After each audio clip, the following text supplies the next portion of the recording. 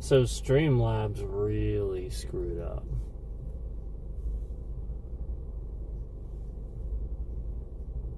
And they look like pretty much the worst streaming software out there at this point. And yes, basically that stream we did earlier with all those views and stuff with the people in chat, during that entire stream, I was getting failed login attempts from this person non-stop throughout the entire stream.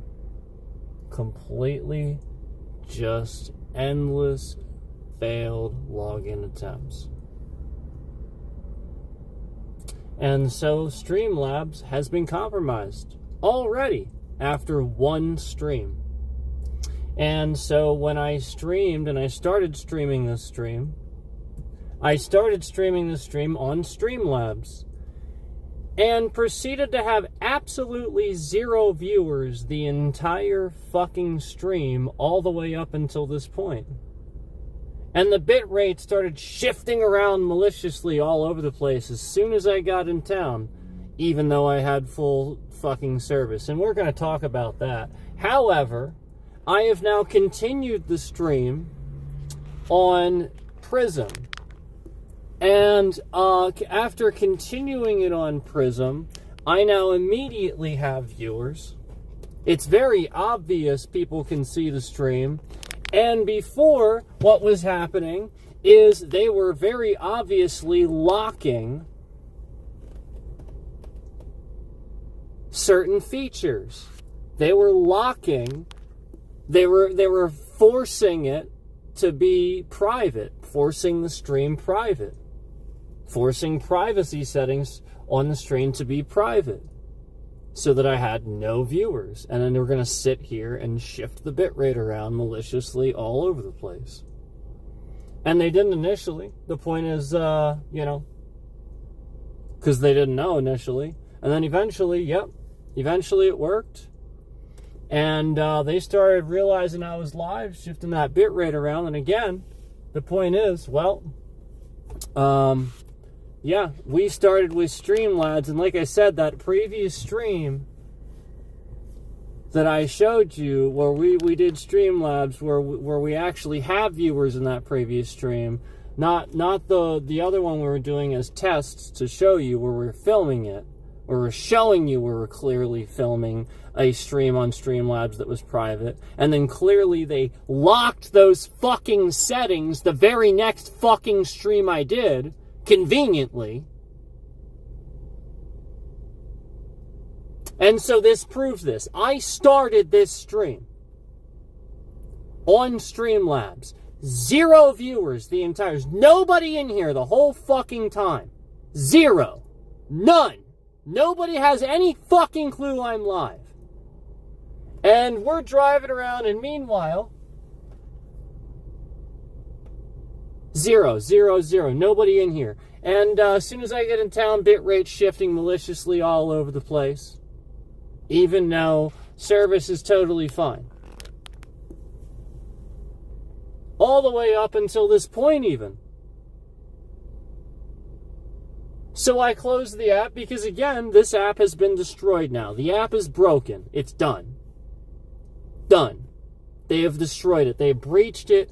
Again, the entire fucking time I was streaming, that whole first stream I did was Streamlabs, where I sat there and I talked to you about the power issue and the power outage and stuff like that. That was Streamlabs. That whole stream, the entire stream, I watched as literally I got warnings, literally as quick as this. As if I was hitting a fucking hi-hat. I got warnings as quick as that somebody was endlessly trying to sign in to that fucking streaming app. That one. As I was streaming it. So yes, the very second that I finished streaming, they logged in, hence why the processing is endlessly processing. And that's why I changed the thumbnail to what it is, to show you that they're just sitting there, removing shit, lying about it, endlessly processing a stream. And then I did a stream after that, remember, around the same fucking length, and that is finished processing. That one finished, no problem, nothing happened there, and I finished streaming that one, same length, after this other stream that is still processing and, will process within 24 hours. Not it was processing while I was streaming, not it's processing now. It'll just process sometime within 24 hours. So, you see first fucking hand. And this is your goddamn proof. The very second that I use this fucking streaming app for the first fucking time, the first time, hack, hack, hack, hack, hack, hack, hack, hack, hack, hack, hack.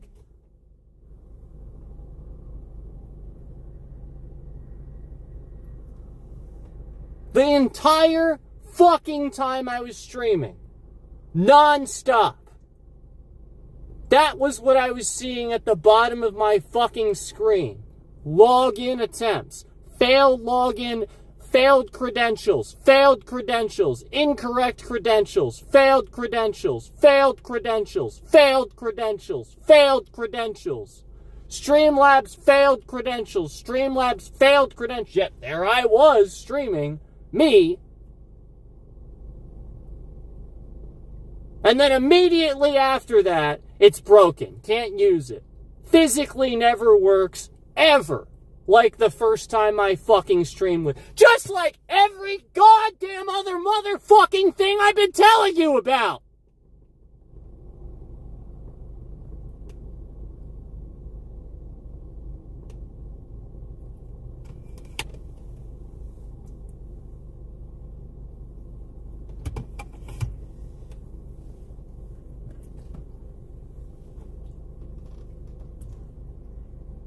So, here's your proof.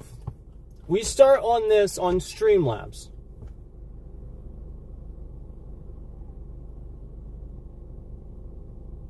Nobody. Just completely locked. I obviously set the privacy. It's right there when you fucking start a stream on the mobile Streamlabs. It literally has fucking 3 goddamn circles right there that you choose from. It's pretty blatantly obvious and hard to pick the wrong fucking thing. And sure enough, it was on public anyway. I hadn't chose the wrong one. It was there. And do you want to know what? Since I've been sitting here, the same asshole cop that I told you guys about that sits across the street watching me eat my food now pulled up and sat across the street at that business that I told you about before. That same asshole that I pointed out to you that sits there illegally while the business is closed, watching me eat my food. Do you think I should go over and ask him what he's doing? Because this is now the second time that asshole cop has pulled up into a business and he's looking over here when I'm here. Almost like he is on the job, on the clock, watching my fucking stream. That's what he's doing. That's what this asshole is doing. He is wasting his time sitting here across the street as I'm streaming. Yeah, that's what he's doing. Instead of pulling the assholes over that are speeding, that are causing problems for me, every single motherfucking day that I'm on the road, this asshole has nothing else better to do except sit across the street and follow me here when he knows that I'm here and I'm eating food. That's what he has to do. That's their answer. Watch the stream, follow this guy around. Wow.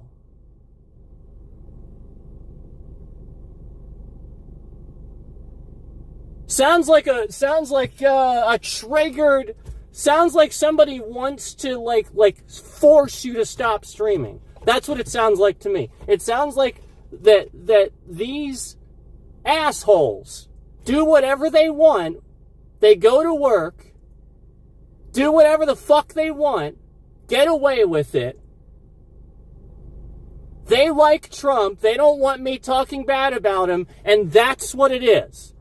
These asshole cops sit here and watch my streams all day and hang on to every word, and here he is sitting right across the street from me as I am sitting here again trying to get my food.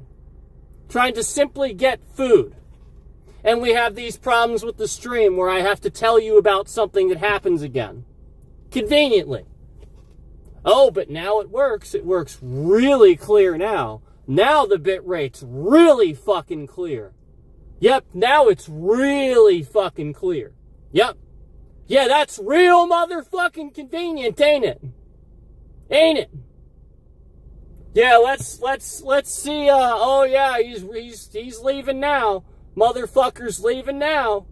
He's acting like he wasn't sitting there. Because of that, he's acting like that. This is what I'm talking about.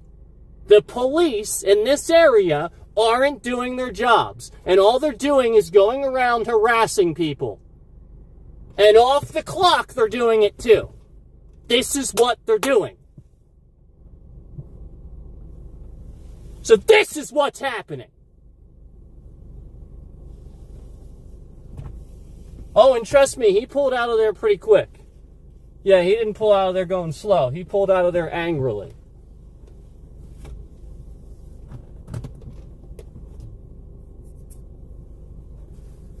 Yep, I heard the tires squeal. I heard it. And so that's the point. The truth is, they don't like the fact that people can say whatever the fuck they want and they're wrong about Trump. And these pieces of shits wear badges and hold guns. And that's what they do. That's the example of what he does. He sits there when conveniently as I pull up here. Same as before.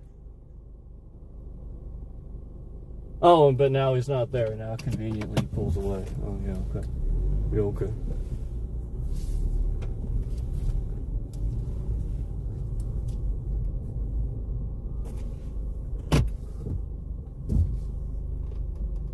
I don't see anybody pulled over. And this isn't where I get tailgated. So how does that help anything? I never get tailgated here. It never happens here.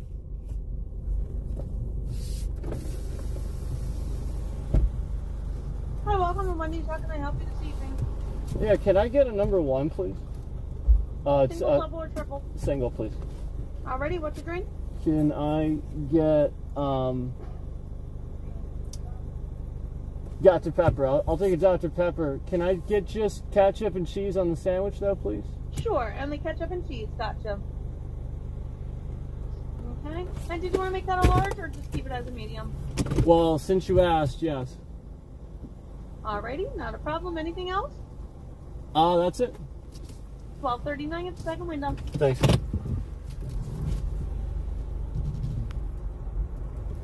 I mean, this is what you have to realize. Is like this. We're talking about like really triggered, emotional people here.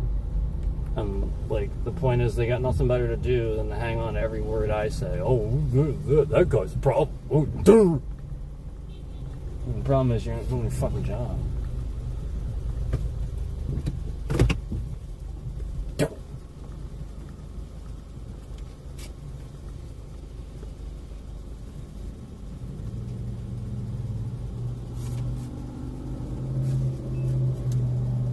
Hi, 12:39. Out of 20.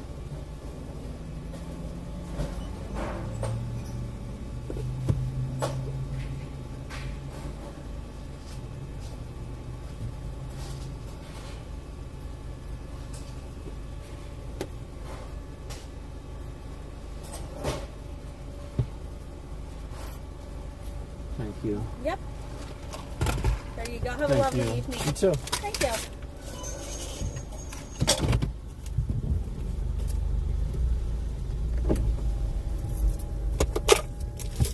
I'll tell you what, man. Never did I see some shit so fucking obvious in my entire fucking life.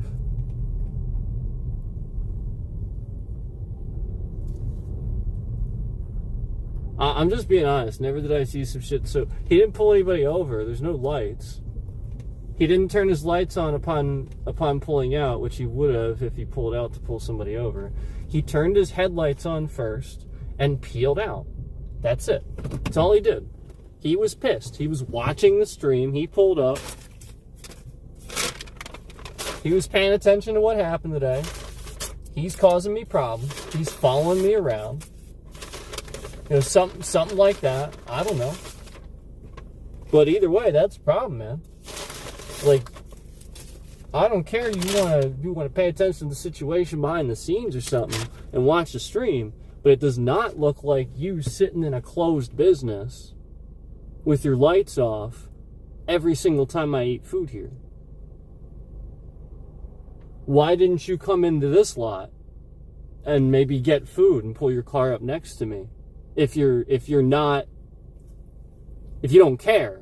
You know what I mean? Like if you don't give a shit, if you're just eating food, you're just sitting there, or you're trying to pull people over or whatever. First of all, it's pretty fucking easy to see you. I don't know who the hell isn't going to see you. I saw several people slow down. Like he was a highlighter. Okay, this is the most obvious fucking shit on the planet. And he's trying to say that's where he needs to know. And again, it's a closed business. You're not supposed to do that. He has no business being there just the same as anybody else does. Unless he got a call. You know, like he's investigating a closed business, somebody broke in or something. That's different. But he's just sitting there trying to do a traffic stop. You can't do that.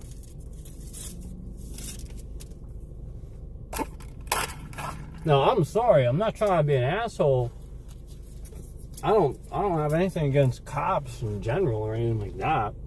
It's literally just the fact that it's obvious to me that there are people that are getting harassed. There are cops that are taking liberties way past what they should.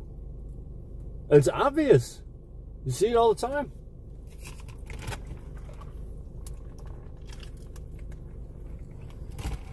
So, I mean, look. Just like with the Streamlabs thing. Streamlabs is known as a good software, right? It's one of the best. Everybody uses it. So why is it the very first fucking time that I use it, it's fine. Totally fine. Then after that, it's just completely broken. Stream after stream. I probably, I can't even end the stream half the time. I try to end the stream, doesn't end the stream. Every stream I have ended so far, the mobile device did not end the stream properly from Streamlabs. It did not. Every single one so far. So, listen, I'm not trying to be a dick with the whole driving around thing. I'm really not. The whole point is I get harassed a lot. The whole point is people road rage me. I had somebody stop in the road in front of me after swerving around behind me, trying to pressure me to drive faster, and then they passed me in a school zone. Like they were road raging me in a school zone. I was trying to drive slow in the school zone. And as soon as we were past the school zone where nobody could see, they passed and stopped and blocked the whole road. And acted like a road rager. Until I acted like I was going to do something. And then they got real scared real quick. Because that's all these people are doing. They're just trying to scare people. They're screwing around with people. And he took the fuck off. He must have been going easily 100 miles an hour down the road in his gigantic pickup truck. That was this area. It was in front of my old elementary school. Which just happened to be driving in front of, because again, it's just in the area. Simply using the road to get to this fucking store. And that asshole apparently uses the road to fucking road rage people and drive as fast as he fucking wants to. So, again, please don't misconstrue. I actually like... I've always had... Like, I mean, I've had several people that I consider friends that were cops over the years. Plenty of them. They're good, nice people. They're fine. You know, there's nothing wrong with them. They wouldn't do that fucking shit.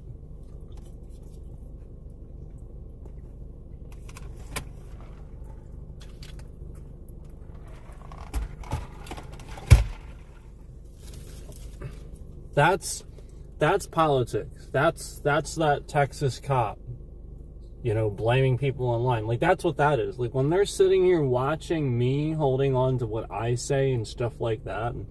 Look, yes, it matters.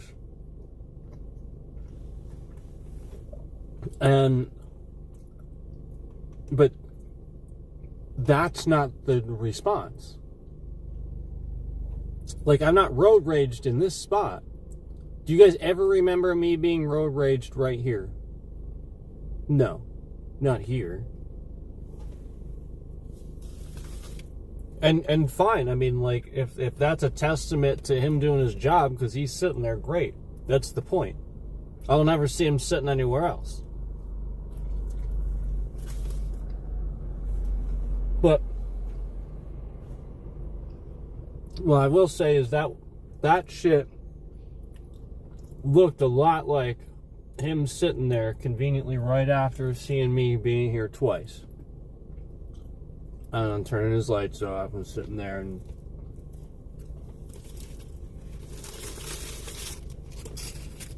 Because last time he was there for quite some time. And then until after we even left, if you remember.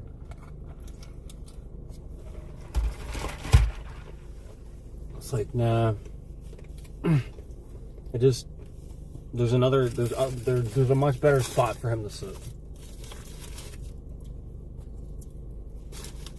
That's really what it is.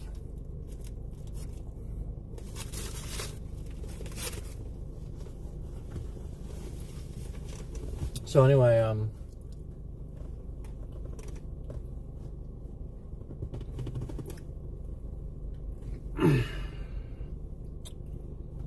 I started this stream on Streamlabs, picked it up on Prism. Like I said, the Prism apps are actually pretty good. It's just that since it's loaded with ads and so they've been loading it up and stuff like that. This didn't help things when that was exactly how they were doing everything. So that conveniently happened really badly right around the same time that I had, you know, was trying to use this to switch to and stuff like that. It just did not help things at all. It was really bad timing. By the way, food is all excellent, like completely excellent.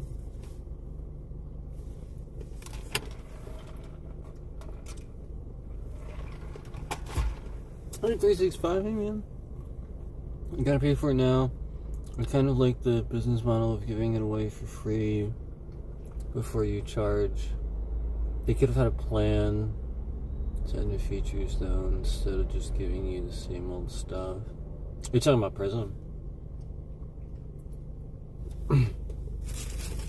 Yeah. Yeah, I get what you're saying. Like, the ads go away if you pay for it. Is that what you're saying?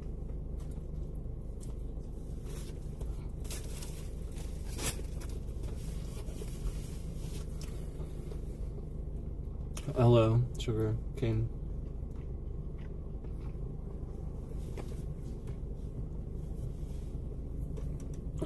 But anyway, like, I don't want you guys to think I have anything against cops or anything like that. I really don't. I actually like first responders and respect what they do, as long as they actually, you know, have people's protection in mind. You know, like they're very obviously there to serve and protect. They seem to forget about the whole protect part. Yeah, you're talking about Prism. Yeah, I do like Prism. I do. I think it's really good, but again, that is apparently how they breached my PC, is through the Prism app. Through the PC app. Well, that's one of the ways. There was a few others, but and it wasn't. We're not talking like full on like viruses and stuff like that. We're just talking about how they're sitting here screwing around with the streaming software.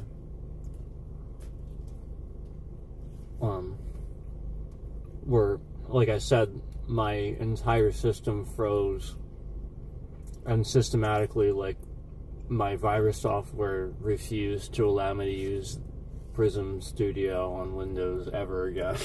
It was like, nope, hell no, cannot.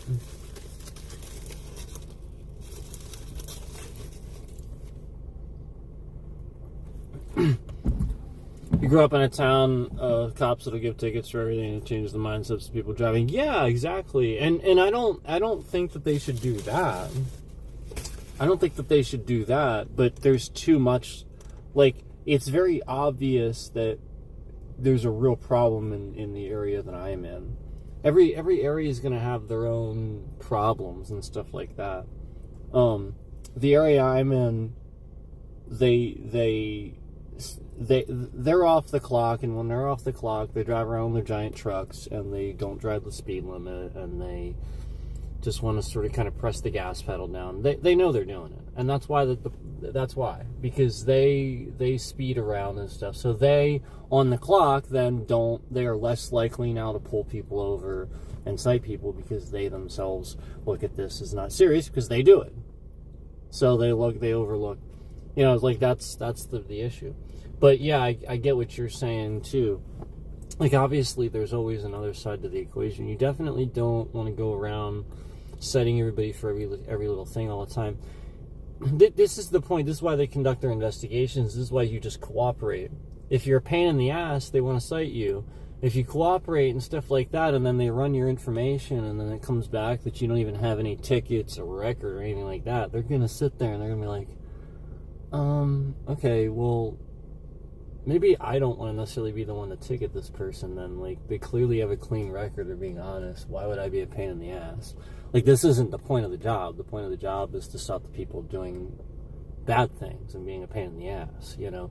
This person's probably going to learn from this, because they clearly have discipline. They clearly haven't done this before. All right, I'm going to give them a warning. You know, and that's fine. The warning goes on the record and stuff like that, you know, and whatnot. So they can always see it. But the point is, it's just a warning. It's not like anything, really. So you do enough of that. You do what you're supposed to do, real police work. You still pull people over. You show presence. It's still presence. It's not, you know, people taking advantage of the non-presence.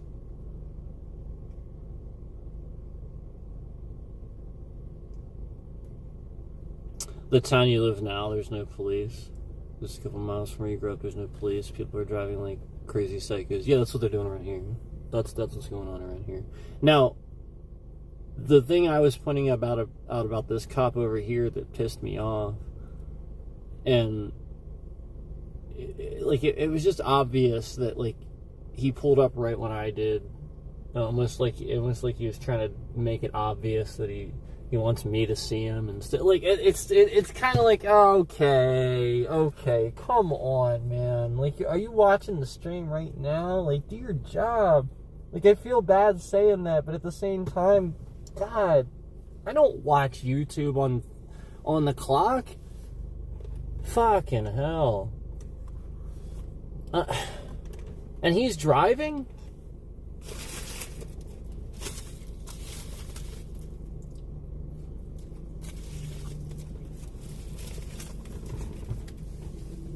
You know they got laptops, right?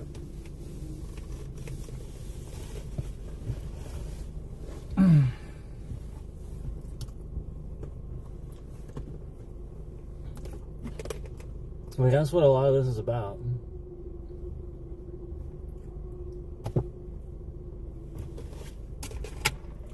And they're being foolish about it.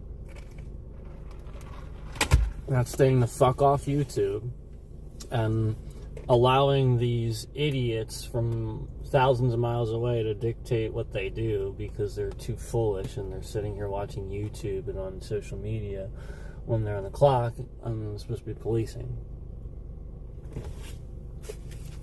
It's true.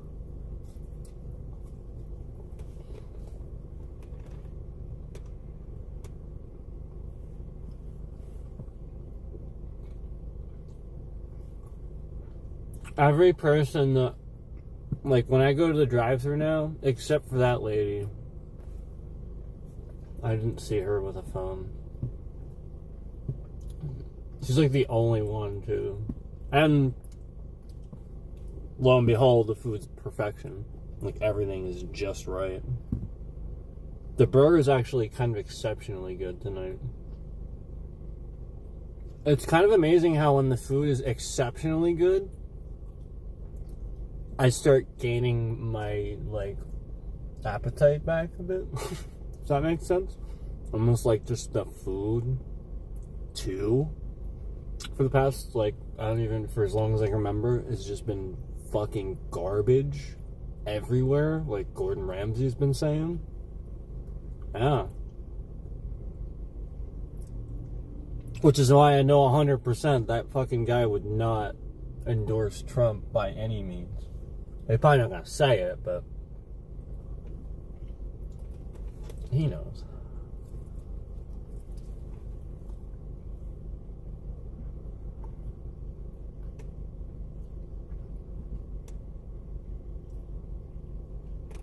Gordon gets to act the way that he does because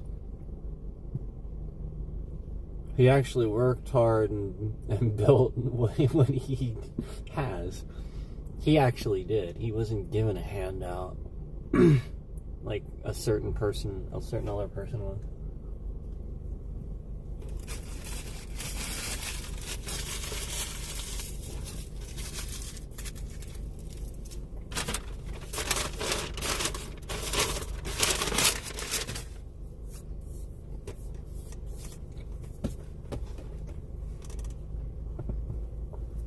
Me, I worked very, very hard for a very long time to almost get my break, and then as soon as I'm about to, everything starts working opposite, and that's when you guys know I started talking about that. So yeah, that's what's been going on. You know, it's obvious that it's out of the culture of what happened to society when they saw exactly how Americans did not respect each other or any kind of sense of rational judgment during a national, global pandemic, really. Like, the whole world was watching, basically. And we looked like a bunch of idiots. So, that was eye-opening for people, I think, because we were sort of opposite of that, you know, the last time they tried to attack. You know, the whole point is that 9/11 barely happened. And we only got smarter and more gung-ho. You know, people signed up for the military. We had the first black president. We were annihilating everything. And then Trump came into office, and that's it. That's the end of it. It was just endless fake news and lying.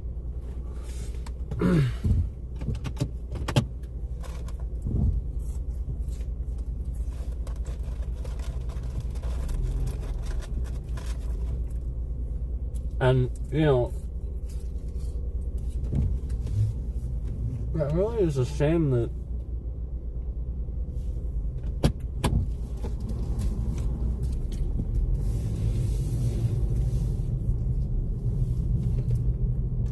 maybe it is a shame that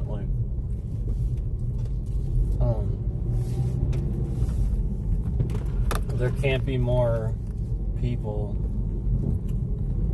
that understand what to do, but that's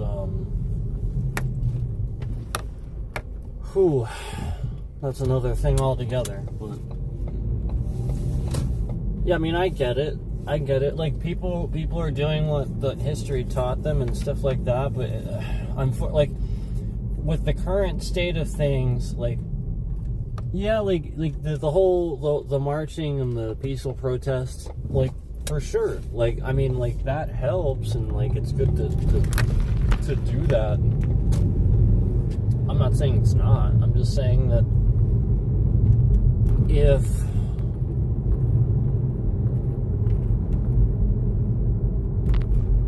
I don't know if all those people could somehow constructively like use their talents to actually do something with Democratic leaders, like senators and stuff like that, to be constructive, then we'd actually have something. But I don't know. You know, with the Trump administration and the Republicans and the stuff going on, I'll be honest with you, I don't know how much of that really is going to make a big difference in this grand scheme of things, because of just he's doubling down. He doesn't care, you know, like, you know, it's the sort of thing where he's, you know, I mean, we're seeing videos being released of planes shitting on protesters and stuff like that. You know, like that's the very mature, responsible thing that he answers with. You know, like not. Oh, let me bring people together. His own words. Remember, his own words are that a government shutdown makes the president look weak, because the president's supposed to bring everybody together. Those are his own words. Donald Trump's own words. Long before he was president.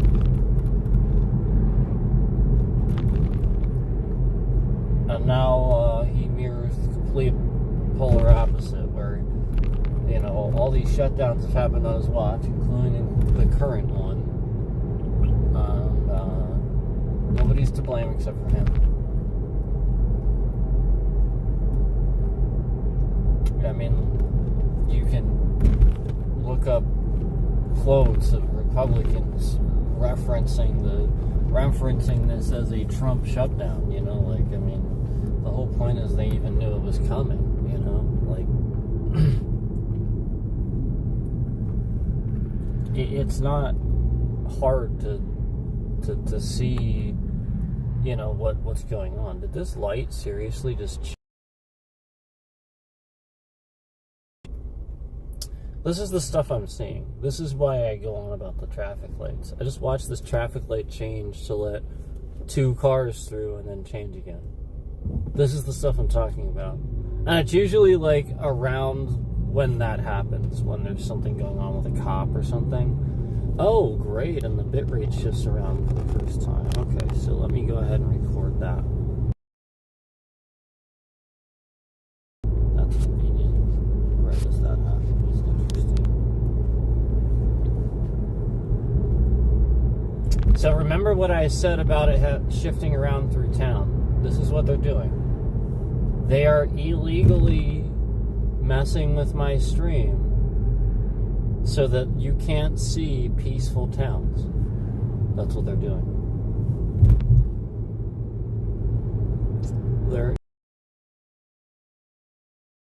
You can't see peaceful towns. That's what they're doing. There's no other reason for it.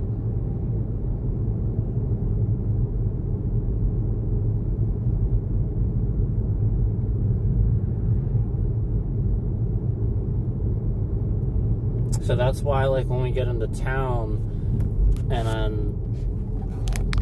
I'm gonna take in like screenshots and stuff. That's why we get into town.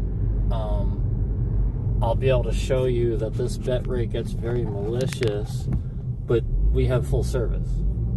Well, that would tell me that they don't, like, essentially that has, like, that has something to do with the town. They don't want, like, and there's no other reason except, again, they don't want you to see how peaceful it is. Because the media is covering all this nonsense about how all this bullshittery is going on. Oh, hell is breaking loose. And meanwhile, there's all this peace, too, because, again, nobody's rioting unpeacefully. Really, not really. And, again, this is not a city that I'm in either, so there's just like all these people around or anything like that. It's very spread out. Lots of farms. So again, they're doing this so that you can't see how peaceful things are. You can't see things, how they are in this country, peaceful. Because again, I do get people watching from other countries and stuff like that, and they are paying attention to probably me and what I say. Maybe it is impacting, how they view things because they're listening to the bullshit media that lies and stuff like that. And they come across my stream and literally just see me driving around. And, well, there it is. There's the truth. Nothing to lie about there. There it is, So that's the truth of the fact, is that I'm proving this stuff. I'm just driving around and showing that there's nothing happening. Just assholes. Until they know they're being recorded, or you show that you're not putting up with it, then suddenly they stop and they get real. They turn into pussies. So it's just a bunch of fucking scared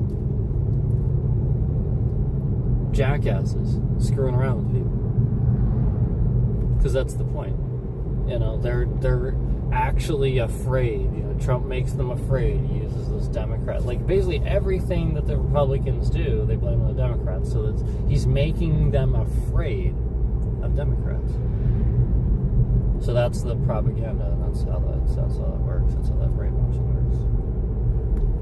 And as soon as you see we're out of town, bit rate's fine.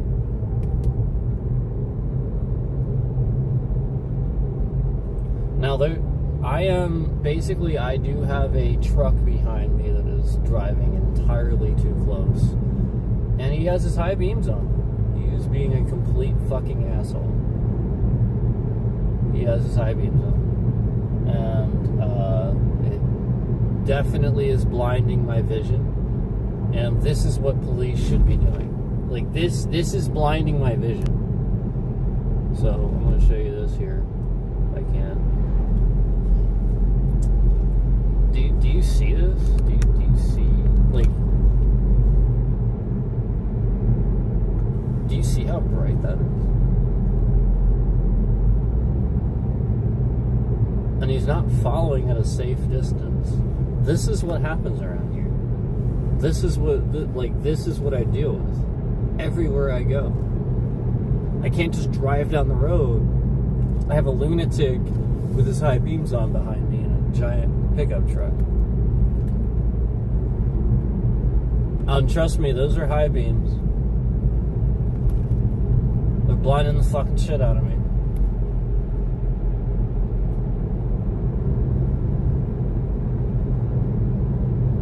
Now, he is entirely too close. Yeah, he should be considerably back there.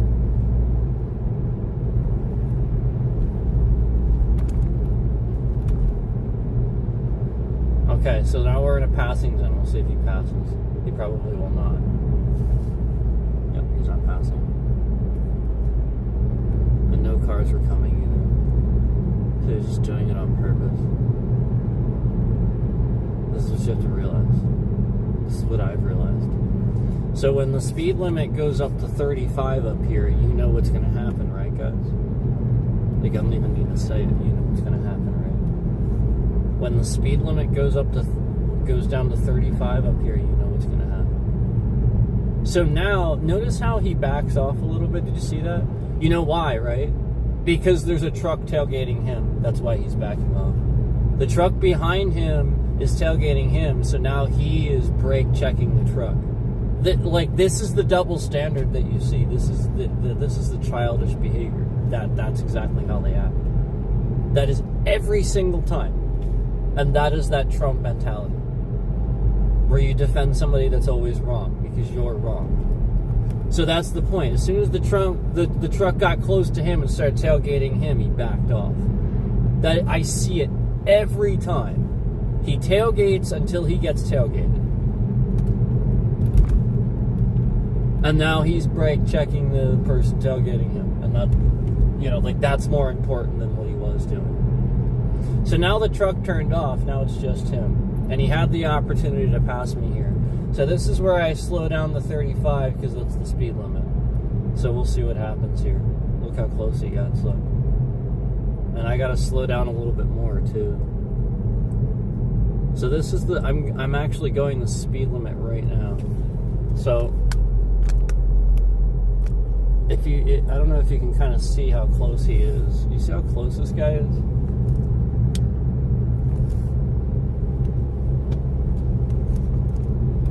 Can you see that? Like, this is dangerous. And this is like every day.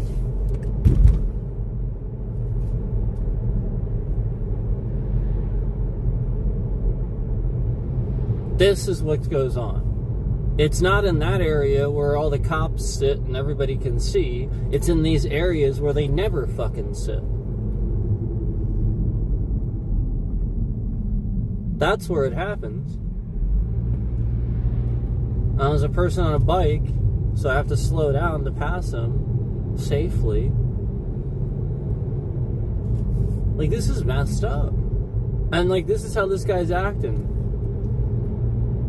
And he's got his high beams on, and he's tailgating me through town.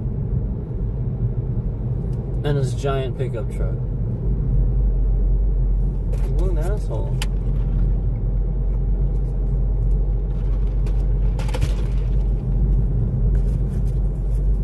So this is the point. All of us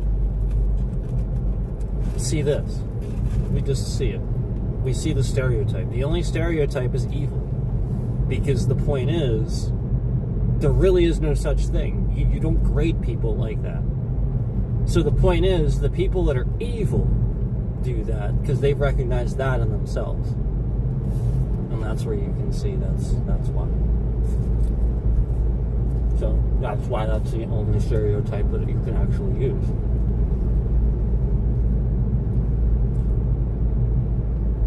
So yeah.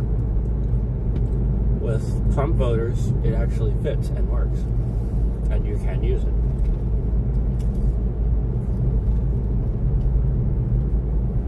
It's the only one that works.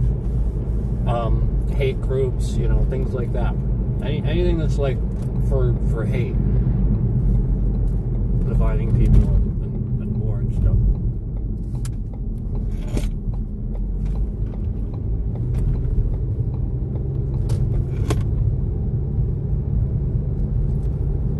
So, anyway, I started the stream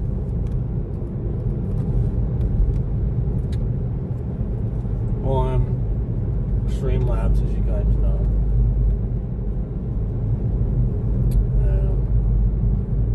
Again, it really didn't function.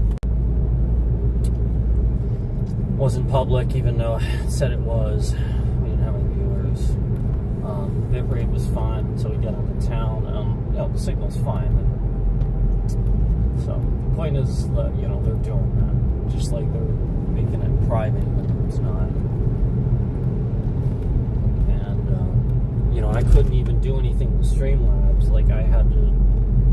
And that speaks volumes to Prism, actually. The fact that I can resume it, that shows me that they're trying to fix those things, and the way they justify doing it is to try to, ads, memberships, and I get it.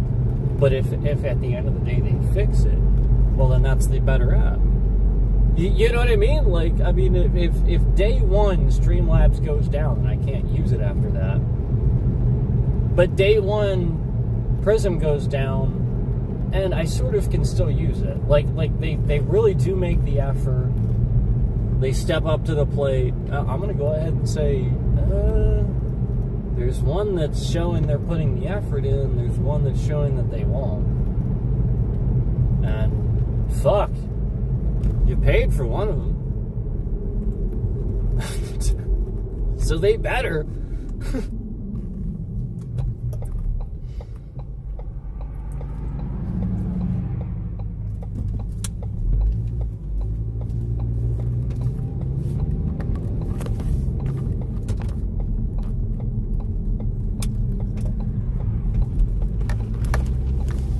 So the point behind the whole power thing, so that you guys know, the point is that they're claiming it was a vehicle accident, yet we didn't see any fire trucks, we didn't see any ambulances, we saw no police, we saw no even fire police. All I saw were literally Amazon people, like the AWS thing that they were talking about. That's what I saw. And they were sectioning off the entire section of road, so you couldn't see what was actually going on, because there was like a bend in the road.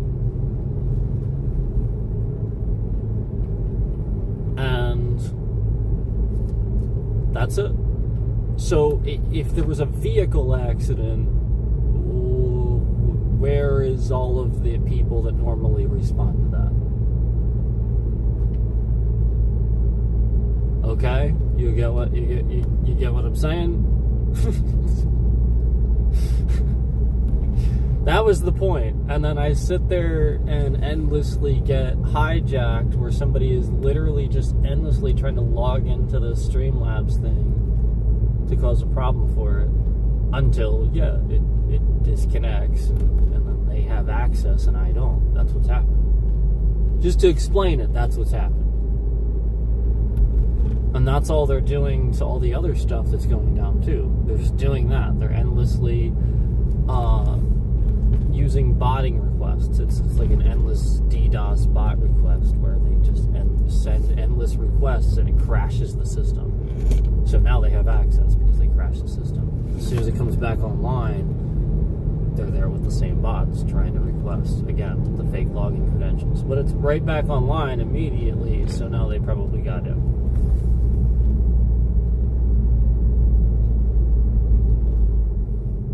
So yeah, that's, you get what I'm saying? That's not good.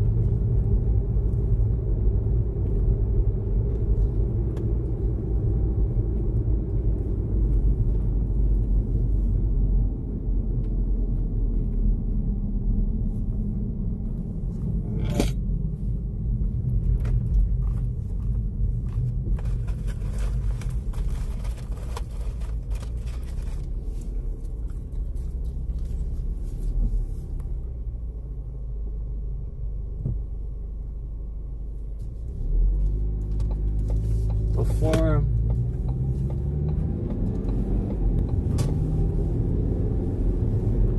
I'm actually kind of curious now. Before we do anything.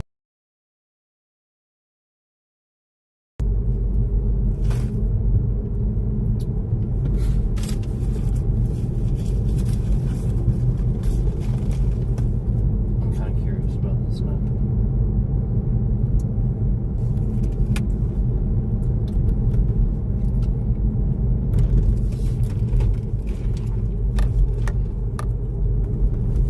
So basically, the whole overheat thing, that's a result of what they're doing. And remember, they're doing it to break up what I'm saying. I'll be like starting to say something, and they're trying to break up what I'm saying. So the whole overheating thing is a result of what they're doing, and that's a mistake. Because that's the point. It tells YouTube to tell your device that it needs more juice, basically. And it doesn't. And that's the mistake. It really shouldn't be able to do that. Your device should be able to do that, not YouTube. So something's going on there. That's malicious. That shouldn't be the case. And so the point is, the overheating thing starts happening always after, like, you know, the malicious bit rate and stuff like that. So that is that malicious attack. But it's designed to make it just kind of look like, you know, you got weak signal or something like that.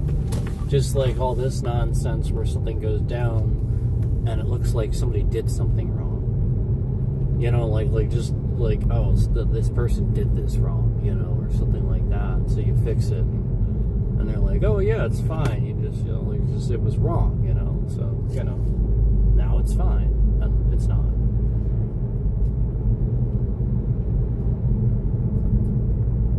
So I don't know where this vehicle crash supposedly was, but this is where all the mess was, and we couldn't see any of this. So all of this was supposedly happening around here somewhere, and the road was closed behind me where we just came from to where I'm going to now.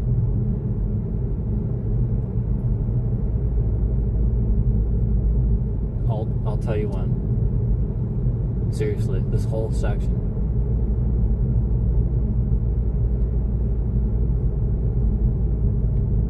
Now you understand, like, why I'm wondering why the fuck this had anything to do with shutting off my power. Do you understand what I'm fucking saying now? So, they blocked it off. They blocked off the entire road all the way up to here.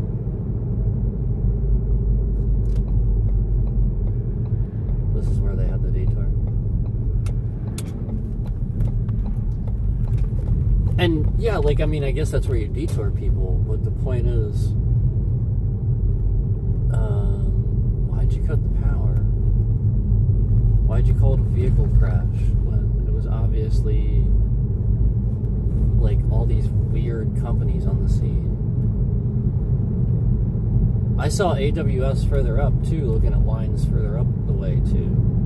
So there was, like, several of them down here, like I said, where we just were, and then there were several up further where, you know, complaining about all the interference in the stream and stuff like that, even though we have plenty of service. So I just think it's interesting. Now, if they're trying to fix it and finally listen to what I'm saying, great, fucking fantastic. But I'm just saying, in you know, for purposes of full disclosure, I'm just saying that that's where it was, and that's what I saw.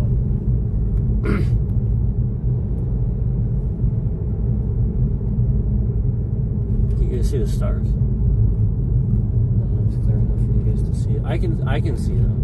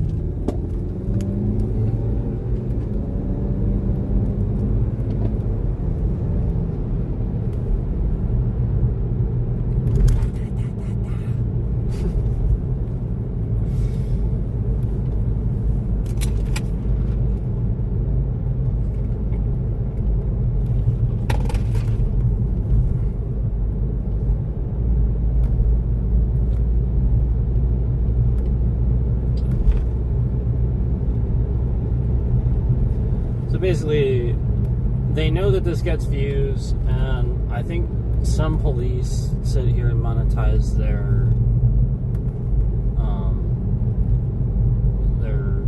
uploads and stuff. And you know, some of them are content creators now. So you have to realize that they're probably a little jelly, and they're probably sitting here watching the streams. Some of them are just Trump voters, triggered people. And it, as messed up as that is, you'd be surprised.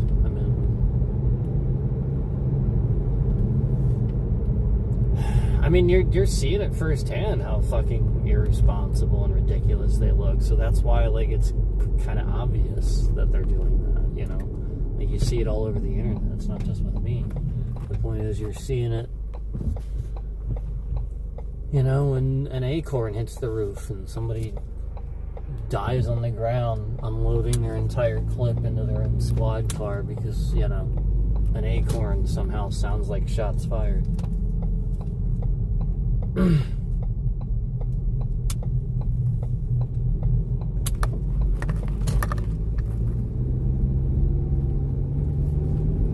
So, I'm done with the intimidation bullshit. That cop did that to be intimidating, to try to be intimidating. And I'm done with the fucking stupid shit. If he wanted to actually come and be intimidating, he should have fucking actually did it, parked next to me, and acted like he had nothing to hide. Otherwise, it's very obvious that he does. He's sitting across the street. It's not very intimidating, you fucking retard. You're literally just sitting there across the street. And not only that, you're illegally parked at a closed business. Called that fucking shit. So, that's how it looks to me. It looks very triggered. That's all. That's why I take that tone with it. Because I become irritated because I become, like, immediately that captain that every fucking department actually needs right now, that would hold those assholes responsible for not doing what they're supposed to be doing on the clock. Because the whole point is that that's the problem right now. We need every public servant to be doing what they're supposed to be doing. It is so imperative. It is so goddamn imperative right now. And that's the message the Democrats are trying to send is that it sucks. We get it. You know, the government shutdown's not fun, but you voted for this orange motherfucker.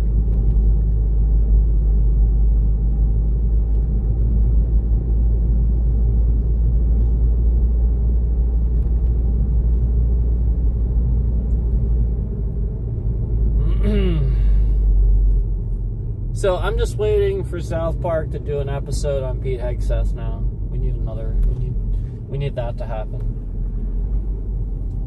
They need to do an episode on Pete Hegseth and,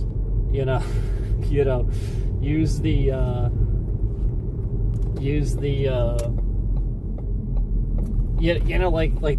do with Trump, use like his real face, because like he has such an expressive but stupid fucking face. He does, like he really does. He has such an expressive but stupid fucking face. I have a friend of mine that tells, that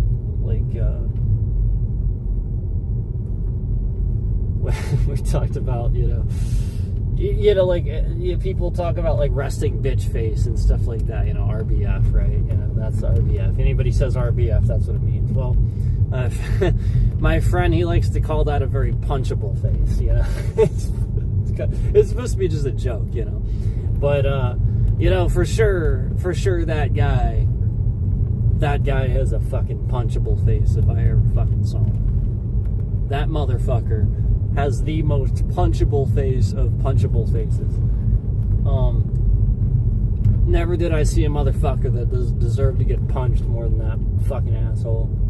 And so, I really think South Park needs to do an episode, use his real face, do the fucking little ridiculous meeting where he could have sent them all an email, but instead he had them all gather in one room so he could all call them all fat and tell them they need to shave. You know, and he, you know, like make him make ridiculous faces and shit like that. Use his real face, but you know, like just like the thing with Trump. It was great how they. I mean, it's just great.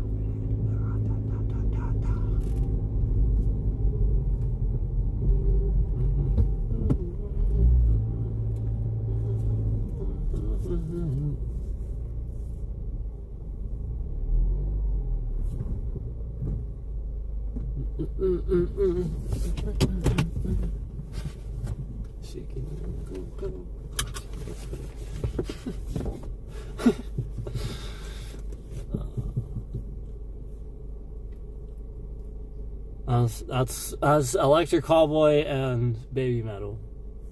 They did a song called Ratatata. It's good. It's been stuck in my head ever since I heard it.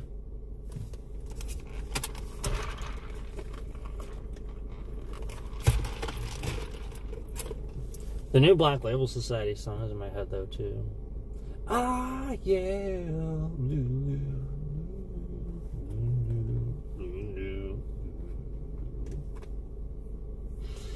It's in my head.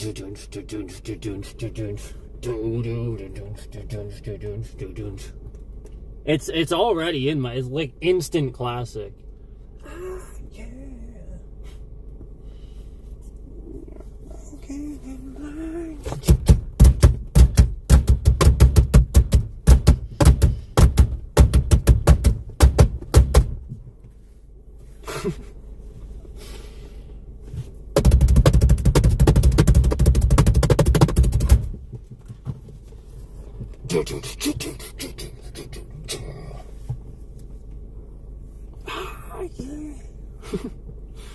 I mean, eventually I got it. Like, it's not like it doesn't work. I can listen to it, but yeah, like it was having problems initially on YouTube.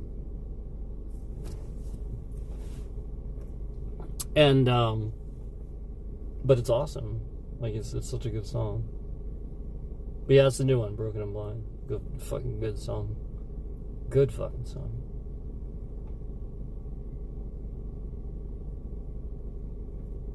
I don't know how he keeps doing it. It's just instant classics, man. Just so much Black Label Society in that song. It's awesome. Like you can't appreciate the history. You just can't. Like just the concerts were something else. And I was part of that. I was at a lot of them. I more than I can count on two hands. Actually, more than I can count on two hands. I'm not gonna sit here and say it's like 20 or anything like that, but more than I can count on two hands.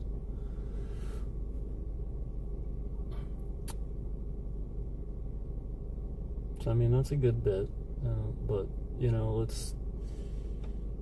it's also just all the years. I mean, you know, honestly, like seriously, a lot of the years I spent, you know, you have a rough day or something, you come home and you just pop in a Black Label Society concert and everything's better.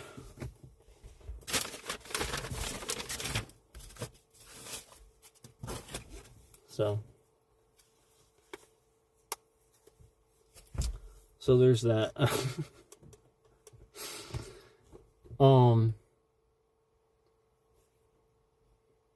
I realized that, like, I listen to such opposite genres of music. I understand that. I get that. I understand that. I'll sit here and I'll talk about baby metal and then mention a very testosterone fueled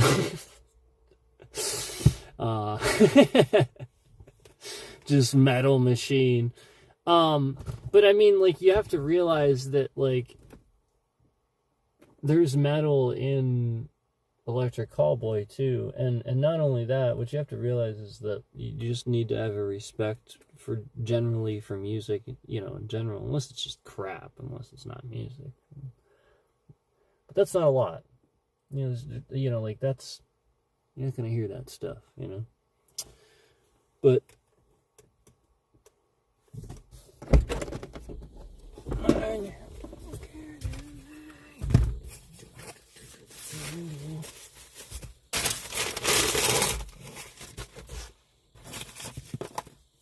ah, yeah.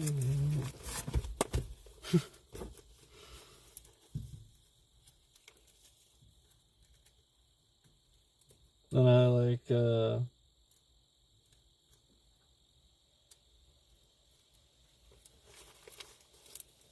guys know that, like, my favorites, a lot of them are on Order of the Black, because it's my favorite album, but I like the Blessed to Hell Ride. I like them all, but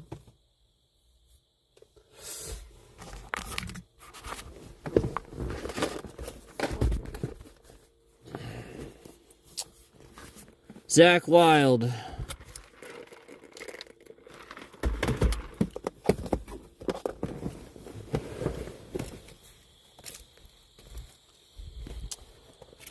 Zakk Wylde.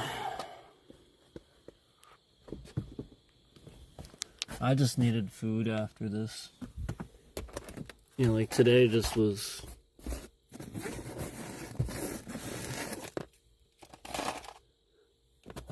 picking up the fries that fell out.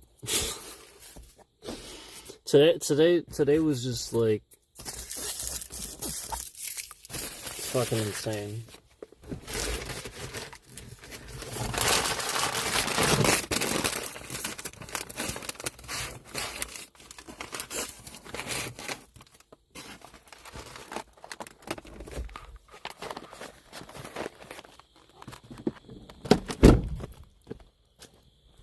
Oh, yeah.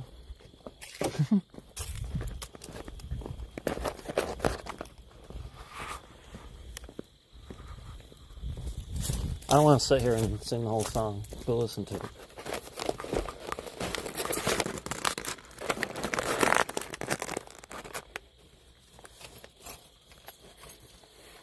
Go listen to that shit.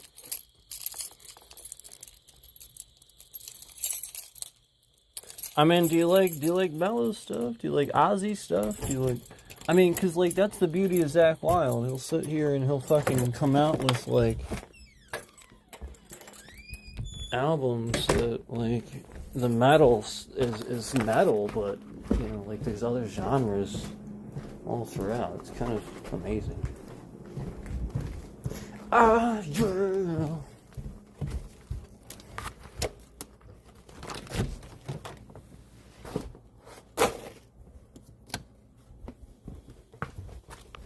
When you're broken in the...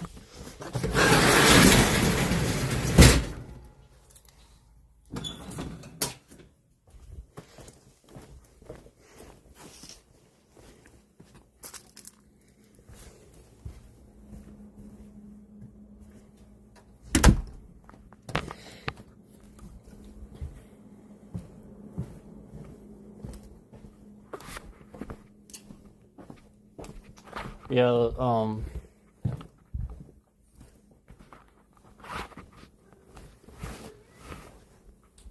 not gonna, like, sit here and say that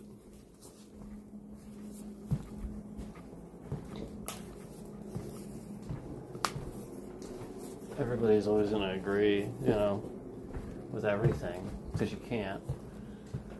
But anything that's like general public and regular people are now starting to fight each other, you know, like just everybody's against each other. Stop saying that the common cause isn't that guy. You know, it wasn't happening before that. Like, stop saying that it's not that. Like, just recognize where it's coming from. It's not, you know, it was never like this before. Before, we would just have debates, never have a Republican candidate sit here and just deny fact and lie constantly and do unconstitutional, like, just none of it. We wouldn't ever have this many police on full blast doing illegal things. Otherwise, the next day, there's like this huge fucking thing where Congress has to sign a law or something like that because this happened. You know, because people actually gave a shit once. You know, the whole... So if you notice, they try to disrupt the stream. So, let me go ahead and restate that. The whole point is that, you know, if that artist suddenly came out and said what they actually thought, the whole point is you should change your mind about that. The whole point is that artist that's always spoke to your soul and always spoke to you through music and stuff like that. You know, they're so disciplined to be good at that instrument. They write all these songs, whatever. And if they come out to, you can change your mind about them. You should either, you know what I mean? Like, you shouldn't agree or disagree. The whole point is, don't let the opinion of somebody politically, like that person, change what you think of their music and how it made you feel in that time that you listened to it. The whole point is, music isn't about that. It's not supposed to be about that. You know, and that's why it's annoying that Trump went and took a song and used it in like some sort of thing without asking and stuff like that. Like, the whole point is that a lot of times they don't mind, because if you're just trying to, you know, be like, hey, it's a cool song, listen to it. That's what most people do. Most people are just doing it because it's like, this music really goes with this thing. And the artist most of the time is just like, yeah, like, that's just good for business. But then Trump comes along that nobody likes and forces his way onto this, you know, and just starts using this shit and pissing people off. So now there's this big thing. And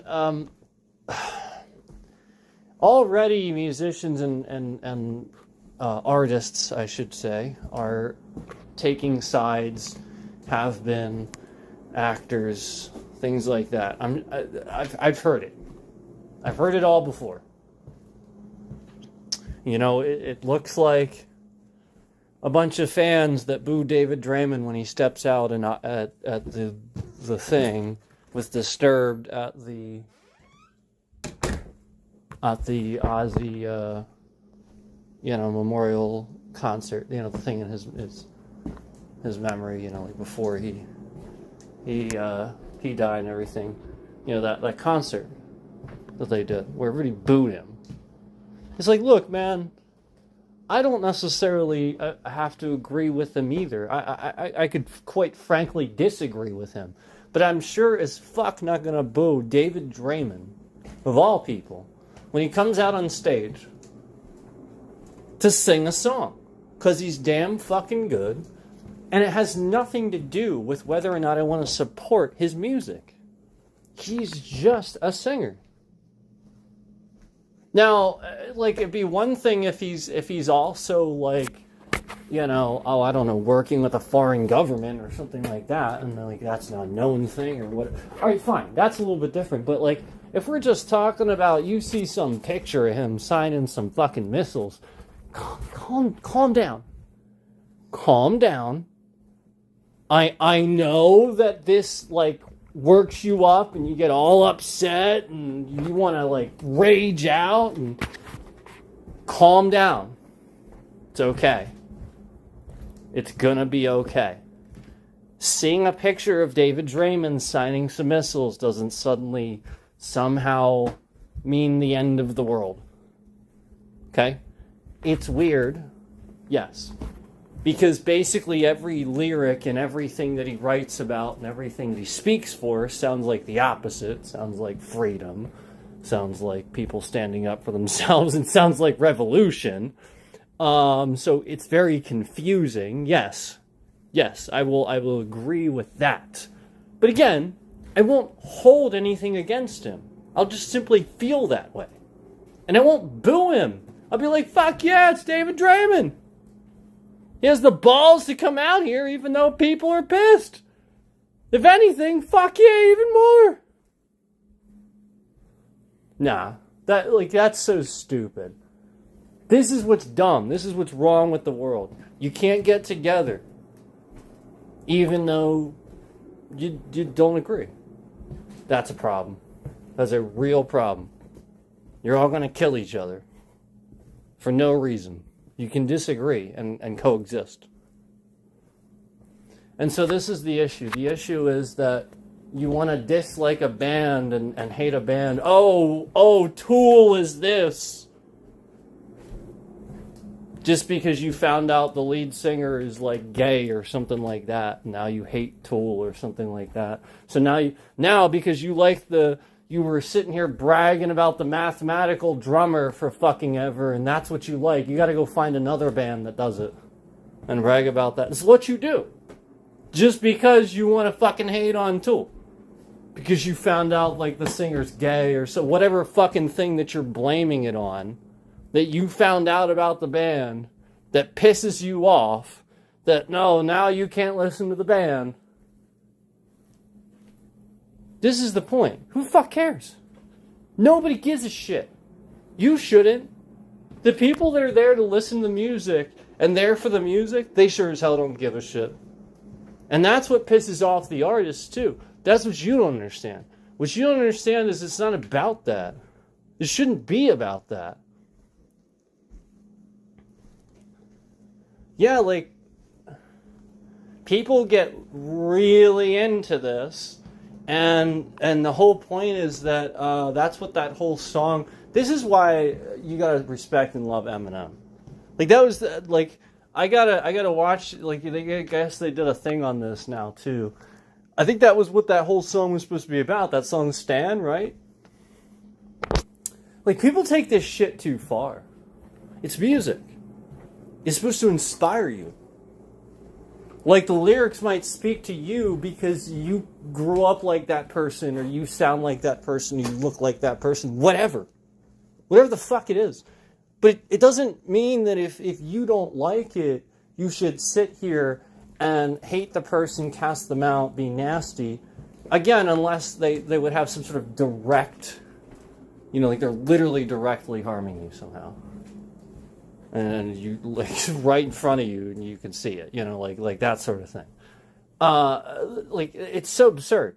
Like what on earth does it matter? Really? It doesn't. You think that no, it really does not.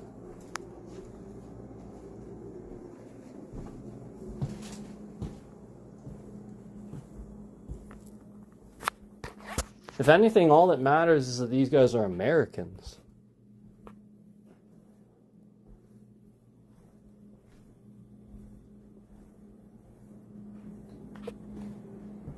And, the whole point is a lot of them can get along and get past these things. And I'm sure there's some stuff, but, like everybody has some weak moments and some disagreements, but, like they get along at the end of the day and got to do a concert, right? No. The whole point is you don't sit here and individually cast people out because you have a disagreement with their political stance or something like that. Just laugh it off or find a better, more constructive way to debate them. Otherwise, you kind of look foolish, man. Because, you know, like, that's the point. Like, why is it affecting you so much if you're right? The whole point is the right stance would be to not let it affect you. Just move on with yourself. So yeah, like if somebody wants to believe a religion, or somebody wants to believe, you know, whatever they want to believe about a foreign country or whatever, you know, I don't care. I really don't. Again, unless that person is a senator or, you know, like, again, like, unless they're actually in the government and they have, like, a direct impact, like, I just don't care. David Draymond can think what he wants about the Gaza, Israel, Iran, fucking whatever other 8,000 billion countries are involved in this ridiculous thing going on. I don't care what he thinks. I don't care that he's signing, like, there's some picture somewhere of him signing a fucking missile or so. I don't care. Literally, I don't give a shit. Why have I seen this? Why has this been shoved in my face? Why are people booing him at the Aussie thing instead of going, fuck yeah, this guy literally single-handedly revolutionized metal vocals?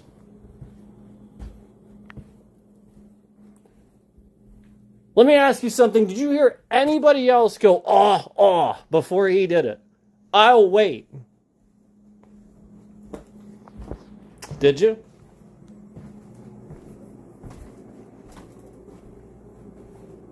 Okay. Then shut up.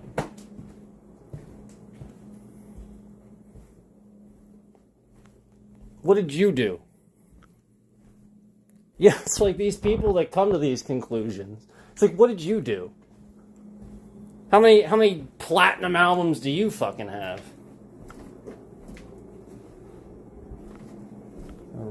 It's like,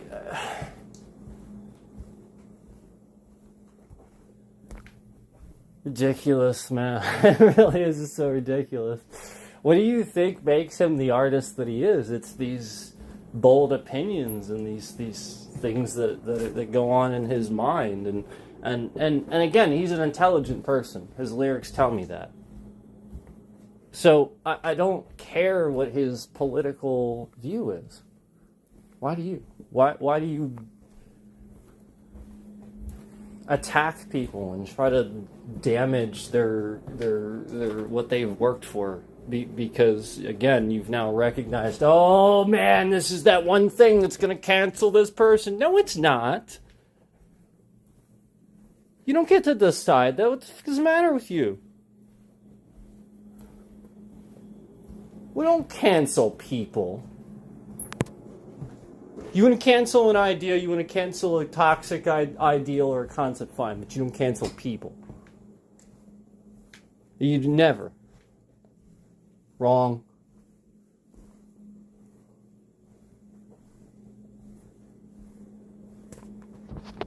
So, you know, it's just like, there's some pretty crazy shit that comes out about these guys. You know, and it hurts my heart sometimes. I don't know what to think. So I just don't bother. Why is it any of my business? I just try not to care. Seriously. I mean, unless it were my job to investigate or something like, I just don't care. So again, I'm not going to focus on that, and I'm just going to be like, you know, I don't, whatever. As far as I'm concerned, you know, I've always thought Till Lindemann was kind of awesome, but like, again, like, I never really, you know, again, like, whatever. Like, people are just going to say whatever the fuck they want to say, you know? Like, it's so stupid.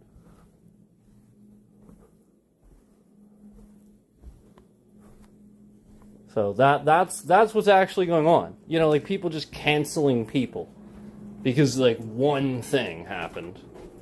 And it's not, like, there's, like, barely anything credible to it. It's, like, this little tiny fucking thing, and then, oh, let's blow it the fuck up.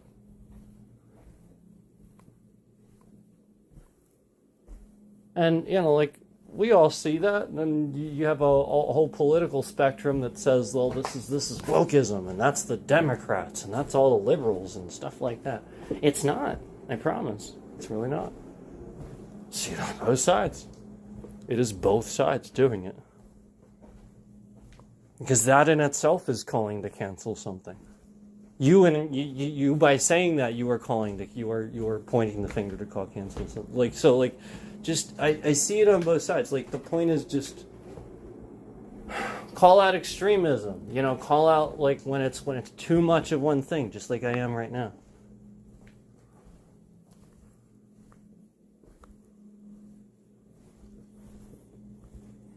We don't cancel people. We cancel ideals, concepts that are wrong. We cancel wrong so that we can always, always, always strive to do right. We are imperfect. We cannot achieve perfection. So you should try every day, and you will fail. You will. Because the point is, you are imperfect. You don't need to do evil. It's going to happen. Unfortunately. So the whole point is to try to coexist, to try to get along, and to do the best that we can to understand each other and to be willing to accept each other regardless of these differences of opinions. You know, we don't need to fight. We don't need to boo people. Especially when they worked so hard to build something. You know, when they meant so much to an entire community of people, like Dave Draymond or somebody like him, and you're just shitting all over their... just because of a stupid little political opinion or something like that. I don't care. And if you really think that it has any effect on anybody that actually is a real fan of the band or a real fan of the person, of the artist, you're wrong. It doesn't.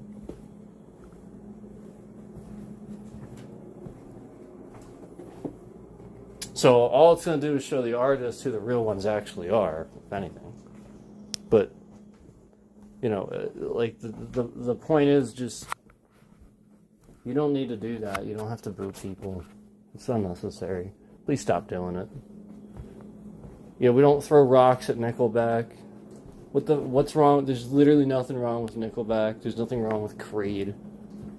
Get this stupid idea out of your head that just because you didn't like a band and how they sounded, get it out of your head. There's nothing wrong with it. Nickelback has some of the heaviest fucking coolest sounding riffs I've ever heard.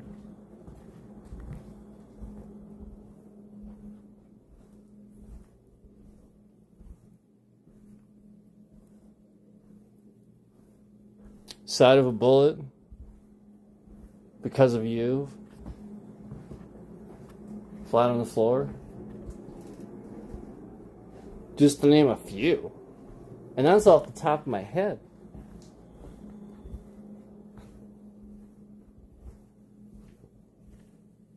Come on, man. You can't tell me y'all didn't love Burn It to the Ground. Burn It Down. I can choose that with Burn It to the Ground. Both are good songs. One's a Linkin Park song, though. But the point is, why can't you just respect all music and the artists for what they are? If it's not your main thing, if it doesn't speak to you, okay, simply move on. You know, it's like all the people that sit here and they shit on K-pop and stuff like that just because they don't understand it. It doesn't look like the people playing the instruments and stuff that they're used to. They don't understand ballet, dance. The fact that there's this whole separate performing side of music. They really have no fucking clue. They have no concept for what that's supposed to be. It's symbolism. Like one side of music, like metal and stuff like that, is strength. And pushing forward, war, but winning the war in a positive manner, not evil. And then the other, like ballet and stuff like that, performing arts and dance, we're talking about entire genres of music that have existed since, I don't even know how, since people could sit and play charades around a fire. I mean, jeez, this is older than metal. This is older than anything, and you're acting like there's some sort of sexual orientation behind it. Oh, gay people like this. That's what people say. Meanwhile, this is older. This is one of the oldest forms of entertainment. People doing this on making shitloads of money on Broadway, on fucking stage performances all over the world, and you think this is gay. Oh, okay, all right. Well, okay. Those people can go ahead and keep making money off of it and getting all of the women, while you go ahead and continue saying it's gay. Okay. All right. Have fun with that. Yeah. And then you wonder why all of the good women date those guys and you're an asshole. Like that's the point. Like they just, they're not in touch with that side. They literally can't be emotional for a second and just let that out and just be like, oh, it's okay. It's fine. Yeah, it's totally fine. For the love of God, wear a pink shirt for one fucking day.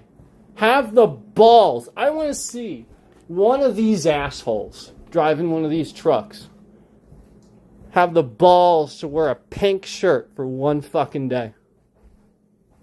I bet he can't do it. That's the problem. These guys, they're masquerading as masters of their feelings and stuff like they're not. That's the problem. The problem is they think they are, but they're not. They wouldn't have the balls to wear a fucking pink shirt. And meanwhile, you don't understand the concept behind the fact that Zakk Wylde, for the longest motherfucking time, gets up there with a fucking purple guitar. Yep. One of the most fucking manly dudes in metal gets up there with a fucking purple guitar. Yeah, that's called badass. Gets up there wearing a kilt. He doesn't give a fuck. That's his roots, man. If anything, the kilt, shoo, you sweat so much. That kilt's probably nice. You don't give a shit what people think.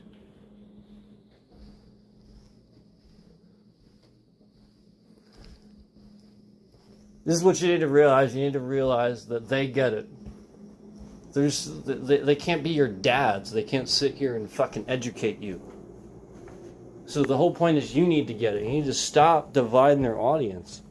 Who the fuck says that Zakk Wylde doesn't deserve a fucking awesome collab with Baby Metal or some shit? I'd be fucking badass. The whole point is that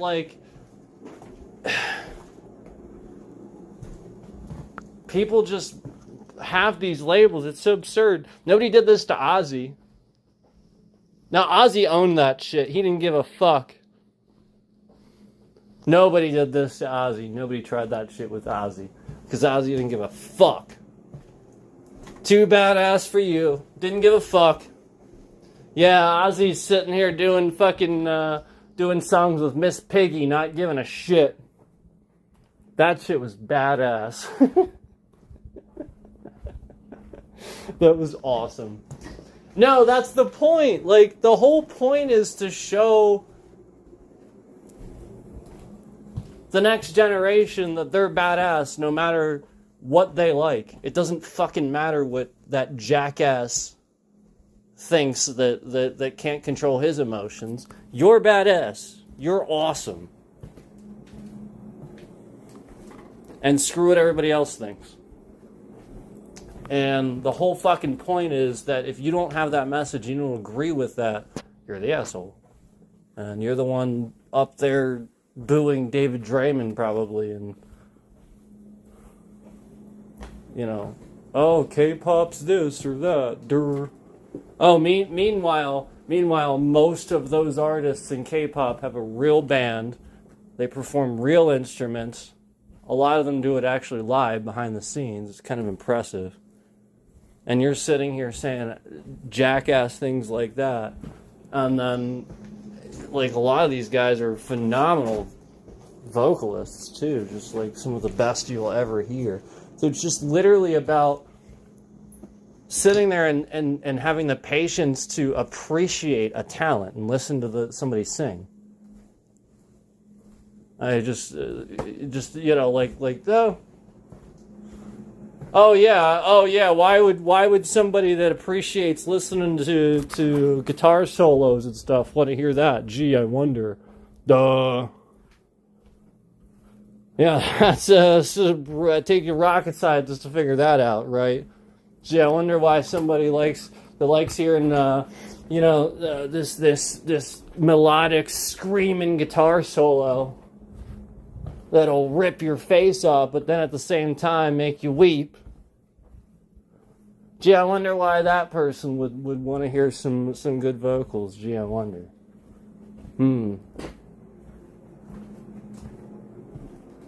So, like, people just don't get it.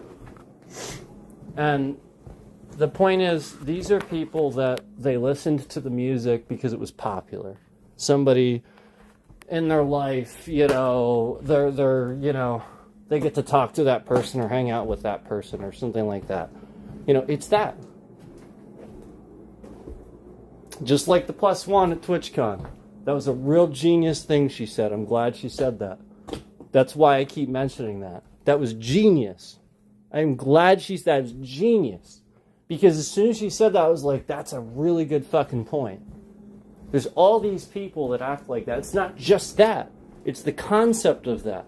There's all these people that masquerade and do these things because they know somebody and they know a community of people that they can impact and be popular with and associate with if they just hang out with this person and pretend to like this thing that they don't really like. And they secretly hate it. So they go and they hang out with this group and they bring it down and they act like douchebag, and you know what I'm talking about. It's like, well, why are you even here, man? Yeah, there's always that dude hanging around, the guy that doesn't want to be there. It's like, why are you even here then? Yeah. Yeah. That's why. Because he doesn't know how to associate. He's a dick. Probably got some shit going on. He's got one friend. It's not really a friend. He's just using that friend to, you know, again, be able to associate and have any type of, you know, public, like people are, by nature, they desire to be social. So, you know, just naturally that happens. They just want to go out where people are. Doesn't matter if they would. You know what I mean? There's sociopaths, they sit there and harm them and stuff like that. That's unfortunate, but the point is, they're still trying to be social. So it doesn't matter. You know, they don't want to be alone. That is what nobody wants that. Like, pretty much nobody is comfortable with that. Pretty much, for the most part. And, you know, so that's what we're talking about here. We're talking about sociopaths where, you know, they have no group, they have nobody, and they find this group, and they just toxify everything. That's what we're talking about. So again, that's what that is. That looks like those people that boo, that again, we're not talking about people booing Donald Trump, because that motherfucker deserves it. You know, that motherfucker is taking people's rights away. That orange douchebag is single-handedly destroying this country. We're not talking about that. We're talking about booing the lead singer of a metal band that's really fucking good. This guy is arguably one of the best hard rock vocalists in history. And again, I personally think he revolutionized the genre with his unique take. Again, did you hear anybody do the og og before he did it? And people have done that. Immediately it grabs your attention. Okay? He did, you know, like, I mean, Jonathan Davis was probably one of the only people doing stuff like that, using those primal. I will arguably give that to Jonathan Davis a little bit. And David Draymond's going to give it to him too. Pretty sure. So, the point is, when you have these two geniuses of the genre, and they're some of the only ones doing it, okay? And everybody talks about that, specifically that, you know. You know, the one for the sickness, obviously. Everybody remembers that. And the iconic covers that they do, that they make quite literally 3 to 4 times more popular than they ever were originally. Quite literally. I mean, Jesus, The Sound of Silence has over 1 billion views on YouTube. Probably has 2 billion by now. Probably has more than that. I don't even fucking know. Over 1 billion views for a metal band. That's unheard of. And they did it with a cover. And that cover was so fucking epic that it was literally mostly dependent upon the fact that Dave Draymond had such amazing vocals. Yeah. So I want to remind you that that's why that song was so fucking good. David Draymond. Wouldn't have been able to do it without him. Period. End of discussion.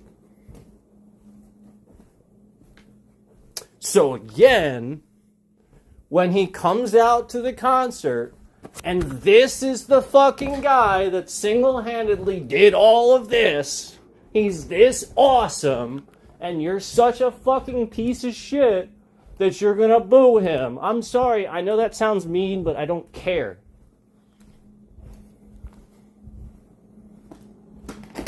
You really don't give a fuck. And you should. That's disrespectful. Towards real work, towards real talent. I mean, it's beyond work. It's talent. It's even beyond work. It's beyond what you'd even call work. Work is something where I pick up a broom and I start sweeping the fucking floor. We're talking about, like, evolved over time vocals. We're talking about a guy that had to evolve his voice. And he did. He doesn't sound even... Like, he sounds sort of like he did originally, but, like, trust me, he sounds different, but it's still him. You know it's him, and it's damn good. And a lot of vocalists, when they do that, that's the point. They fall off. The band doesn't sound the same. And everybody sort of notices. And that's the big dynamic. That's the thing nobody talks about. It's the thing I don't talk about. Because it's not fair. It's not their fault their voice changed overnight because they got fat and old. It happens. Literally, that's all that happens. They get fat and old. They're suddenly not thin and young anymore. Just all of a sudden it happens. Surprise! You're 40-something. So, they're, you know, they can't sing these stupidly high, you know, songs that they used to sing in this really high key anymore. So the whole point is, if they would change that, it would change the whole dynamic of the band, because the band's got to change the tuning of the guitar now. It sounds different live. Everybody's going to notice. It's not what you came for. So they just wing it.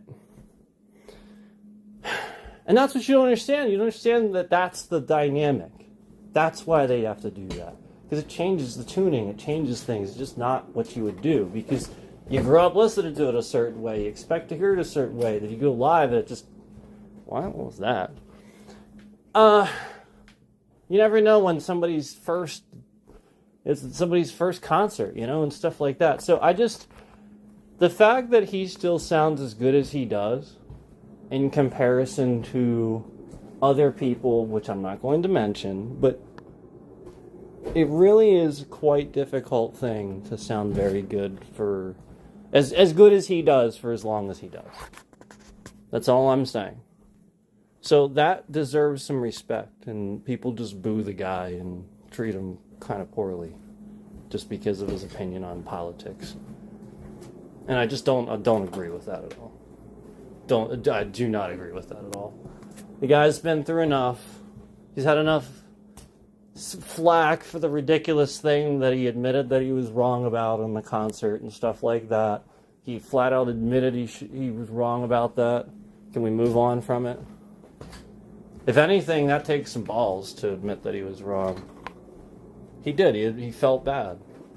So we'll move on from that. And then again, the whole point is he went the extra mile to try to make it more family-like. And then you saw video clips of him doing that. Evidence of him doing it.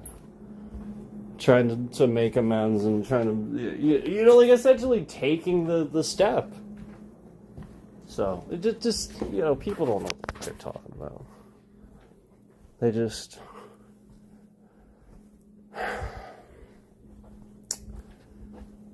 Listen, and I know that sounds like me attacking the Democrats too, because it kind of is. I'll point the finger at anybody that's in the wrong. I don't care. But, if they're wrong, then they're wrong. No, I mean, it's on both sides, man. It really is. It really, really, really is. It's on both sides. That's why I say you can't do this with culture. You can't do this with people. Only politics. Don't make politics out of this, man. Don't pick and choose to start disliking a band just because, again, that the lead singer of that band disagrees with you in politics. Please don't do that.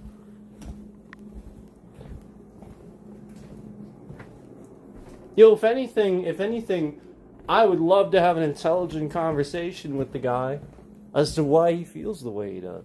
Because maybe he has something intelligent, some sort of reason why he feels that way versus somebody else. And then you hear it his way that you've never heard it before, and then he explains it. It's like, oh, I can see why I can see why he thinks that way now. But you know what I mean? Like, and now what you could do is you could talk to him about it. You could be like, well, did you consider this? Because now you finally heard it his way. You didn't jump to conclusions. He respectfully told you because you respected him. You didn't come at him. You didn't. Isn't that nice? Wouldn't that be nice if people did that instead of we'll just endlessly.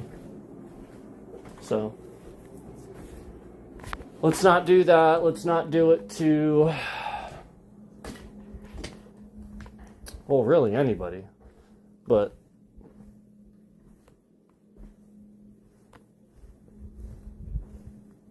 he's I think, very responsible, respectful person. I really don't have any reason to think that he's not.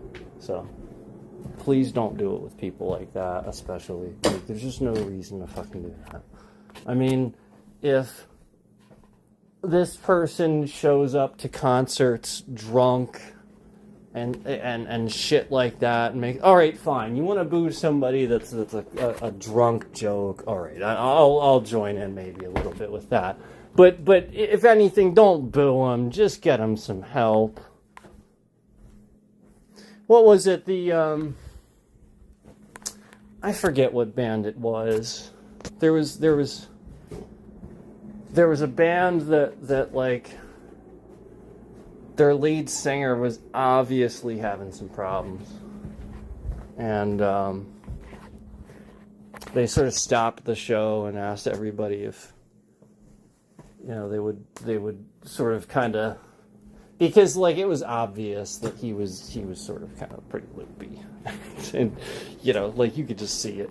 And they stopped the show and they asked for everybody's support from the audience if they would support him and going to rehab. And so I thought that was really, really nice that they did that, and it was really, really positive. Had a really positive message, and got the crowd involved in too, and they were really positive about it. Kind of surprising. Like that was the whole point. It's really positive. Everybody was like cheering for it and all happy for it, and so it was a thing where they were announcing that the band was sort of kind of stopping, and they were sad, but they said, well, it's because of this. It's because of what you see here, sort of like that. It was like obvious, like the dude just couldn't even stand.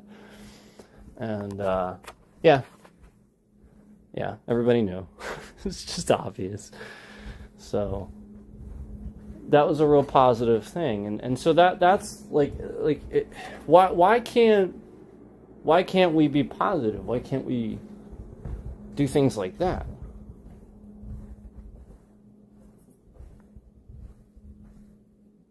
Instead of like that person feeling like a joke or something like that, and then they go and do something stupid to themselves when they're alone and make a terrible mistake because they're alone and depressed, and they're sitting here thinking about what everybody said about them on the internet and shit like that. Okay? That's what drugs does. That's the point. Okay? The point is that depression often looks like a smile. It often looks like somebody trying to get help and trying to do well and stuff like that. That's the point. And a lot of these guys struggle with it. And they care about what you think of them. Quite frankly, it's sort of everything. Their image is their music, that's what they put in front of you. It represents the image of what you're hearing, And so when you stand there and you kind of make a mockery of them after they, you're supposed to be a fan, they're hoping that you love the show and stuff like that they could just put on a good show for you. And then meanwhile, now it's more just they can't even come out and perform without feeling like everybody, or at least even half the people that are there, like sort of mocking them and almost there to watch them do poorly or something. And that's why I mentioned Nickelback. Like a while back, people were throwing rocks at Nickelback. You guys remember this? This was a while back. Nickelback did this show and left, and good. I was glad that they responded the way they did, because these assholes literally came to the show to throw rocks at them. And you can see it bounce off Chad's head. And then they just stop the whole fucking show. And Chad goes, "Do we have any Nickelback fans in the audience?" Because I was sort of kind of wondering the same thing. They don't act like fans, that's for sure. And he said something like, we can make this real simple. He's like, we could either keep rocking or you could keep throwing rocks, or something like that. Or it was kind of something like that, where he's giving them a choice to stop so they could keep playing, or if they even threw a single other rock, that was it. They're not going to stand there and be assaulted and possibly have a concussion or something like that in the middle of a tour because a bunch of fucking jackasses think it's funny to throw rocks.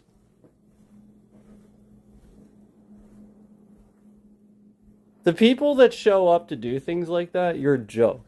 You're a child, you're a pansy, you're a sissy. Like, you're a joke. You didn't announce anything, so this is what you do for attention. And this is what was happening. So they just left. They flicked off the crowd, walked off stage. Good. Good for them. I would have done the same thing.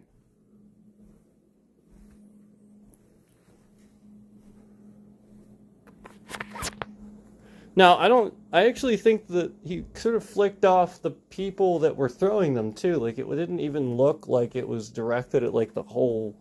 Like, it was literally just, like, these people. Like, it was obvious that it's directed at them. You know, they don't want all the fans to be upset and for these guys. But, you know, they can't stand there and get assaulted with rocks. This is fucked up. Rocks. Did you know that Bob Saget, that's how he died? Did you know that? Nobody remembers these things. Bob Saget hit his head, went to bed, and didn't wake up. So if you're gonna act like a jackass about that, about some rocks and stuff, no, you don't get to act like that. No, people die from very basic things sometimes. That is serious. You don't treat it as it's not. It's a rock hitting somebody in the fucking head. It's a projectile with sharp edges. This is what steel is made of. It's made of rocks. Okay? And you're throwing on somebody's head.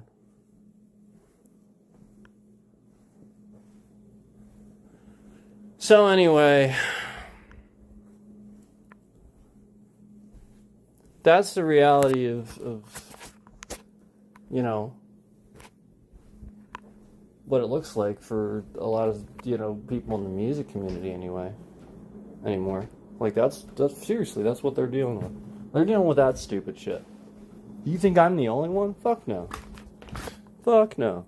They see it too.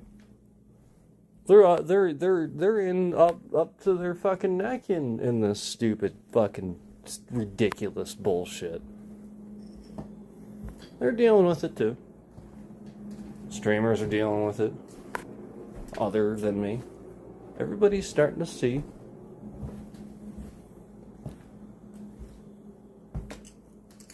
But it's the sort of thing where, like,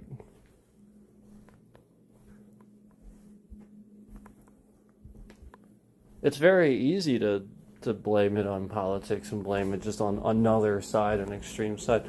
For sure. But just recognize that it's just Trump this time. He's causing the divide. Like, I agree with you. For sure. You definitely blame the side that's extreme in doing that. But also remember who's doing it too and who's egging them on.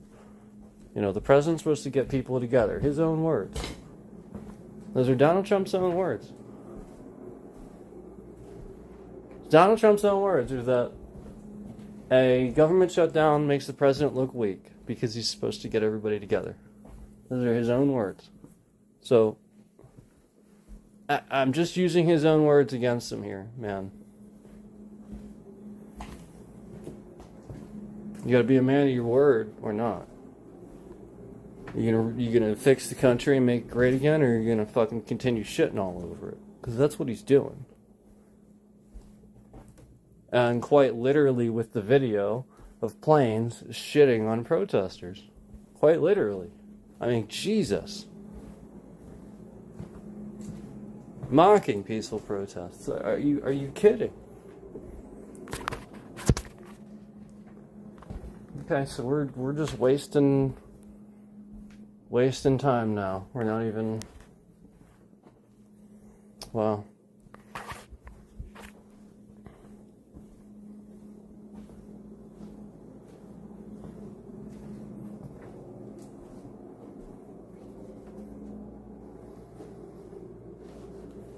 so yeah, after today I had to get some food and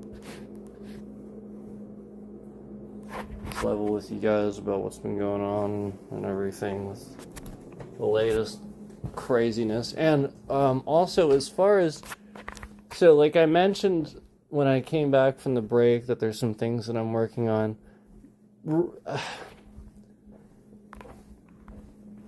I'm sure, given where I got on stream with Streamlabs, I'm sure you guys understand.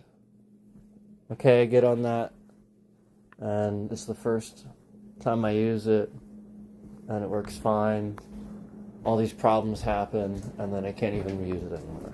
Just like all the other things that I said happened after the first time I streamed it. So I'm sure you guys can understand at this point why there's things that I'm not telling you about, I'm keeping to myself.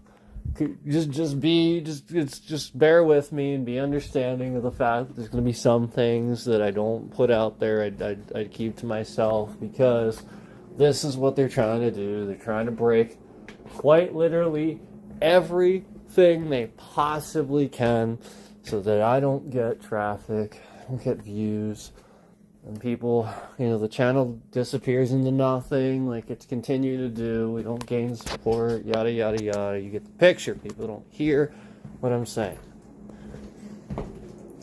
To an exhausted effort, I have said this.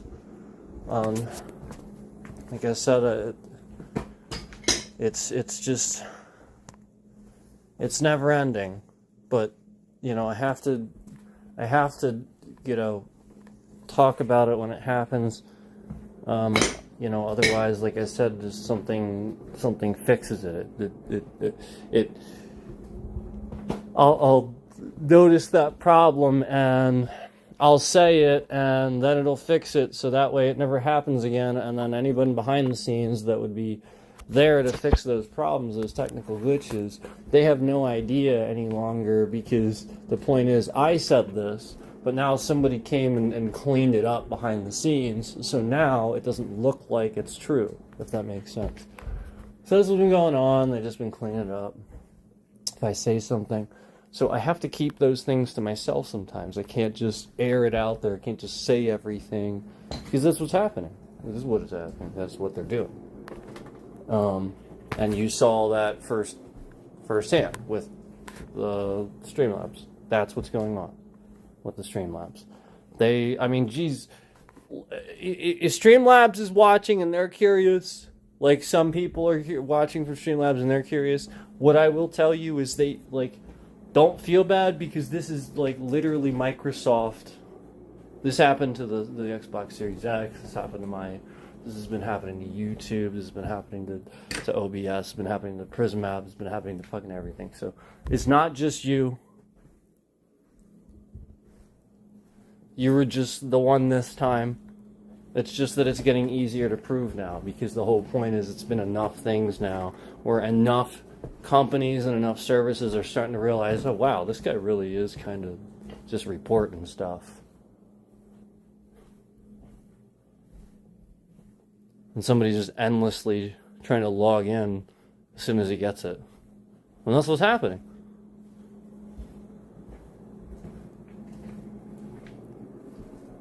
Just like the AT&T thing. As soon as I get a phone. As soon as I got a phone to try to fix all this, to try to deduce what was going on, to try to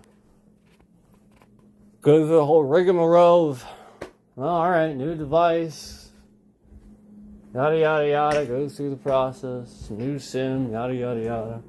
Oh, that's right, it still happens, only it's fine until I say that I got a new phone. That's right, yeah, I used the new phone for several streams, we didn't have a single issue, it never happened, they were probably like, what the hell's going on? And then all of a sudden, I announced that, oh, surprise, surprise, new phone.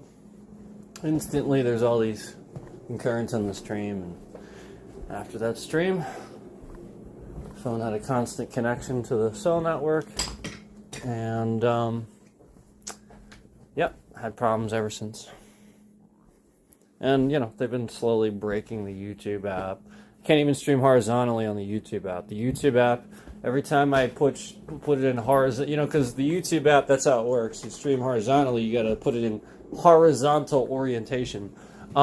So when I do that and then I hit go live, it goes you must put it in horizontal orientation to go. It literally just says the same fucking thing it literally just told me, even though it already is, and will not go live. So this is the trash YouTube app. They never fixed it. That's why I can't use it. Basically, oh, and when I go live on the YouTube app too, if I have it facing to the rear camera, it doesn't matter. If I go live and it's facing the rear camera, it will literally just switch to the front camera every single time I go live. It'll just automatically switch to the front. Just literally just flip the camera around to the front camera. So that's how I know that as I'm live, they're staring through the front camera. That's how I know, because that mistake happens. It just flips to the front camera as soon as I go live. Well, that's happening because they're using the YouTube app to stare at me every time I'm live, because the YouTube app has permissions to do so. That's why that does that. Otherwise, it wouldn't fucking do that. Why else would it do that? So why do I have to explain these things to YouTube and they never fix them?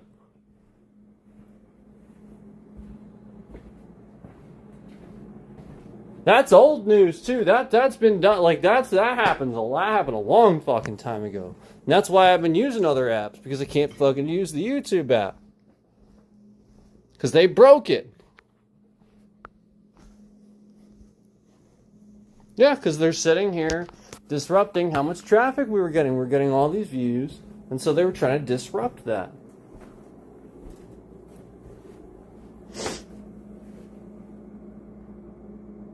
So that's what literally it's been, and every streaming software I've ever used, it worked great initially, just like the Prism Studio. It worked great on the PC app too. It was even better than fucking OBS. Better. Yeah. Until they hacked it.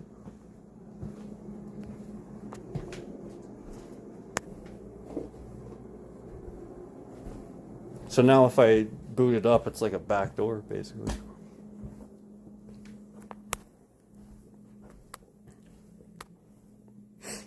Just like the YouTube app is for the backdoor on the phone. That's what the YouTube app is doing.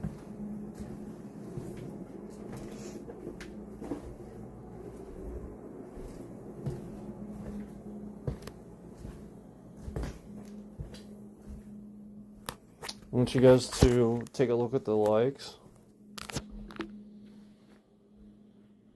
Go ahead, take a look. Stare at them for a couple seconds. Anybody that's in here, take a look at the likes and stare at them right now. Watch. Watch as they come off. Stare at them. They're coming off in gigantic chunks. If you remember, we just got done telling you all about the little scams that have been going on with the apps, and how I can't use anything all but one stream, and then suddenly attacked. And now all of a sudden, all these huge, massive amount of likes are coming up, almost as if the person doing it is the person removing them. Because again, the whole point is to trend the stream at certain times for the purposes of a reaction, and then to take these things away.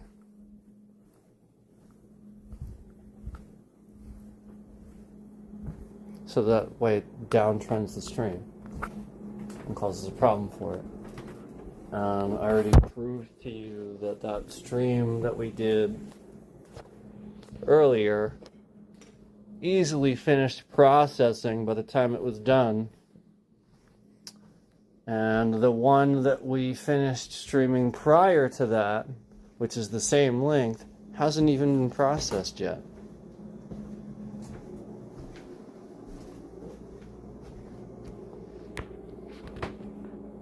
So there's no explanation for that.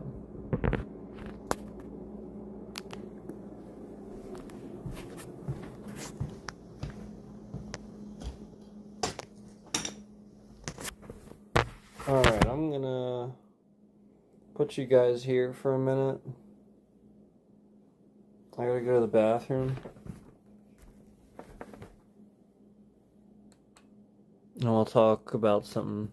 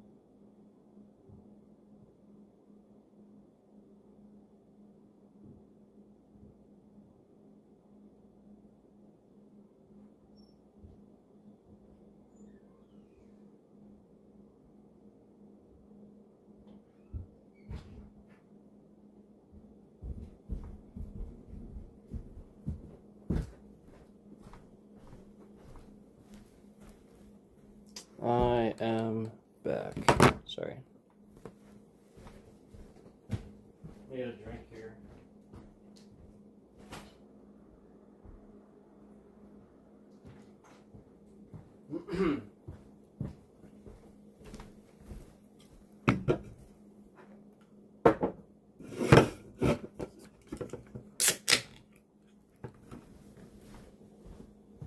One sec, we're gonna talk here.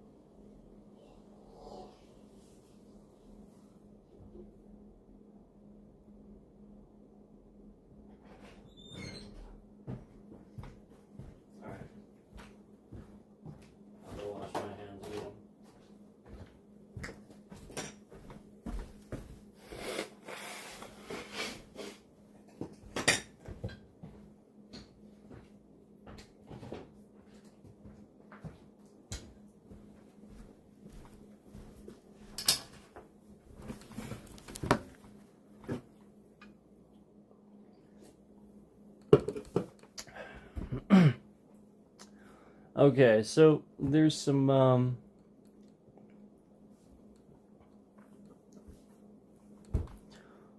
things that you should realize that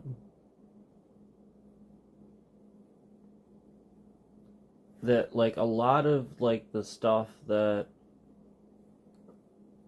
is happening and stuff like the interference that we have with the device and the stream and whatnot.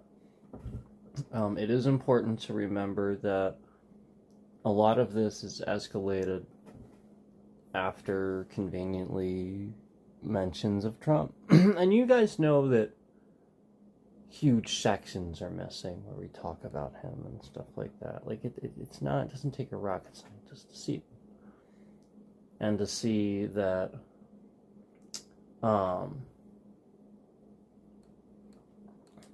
that we do get all this interference, typically really bad, really malicious when we're talking about him, and flat out censorship too.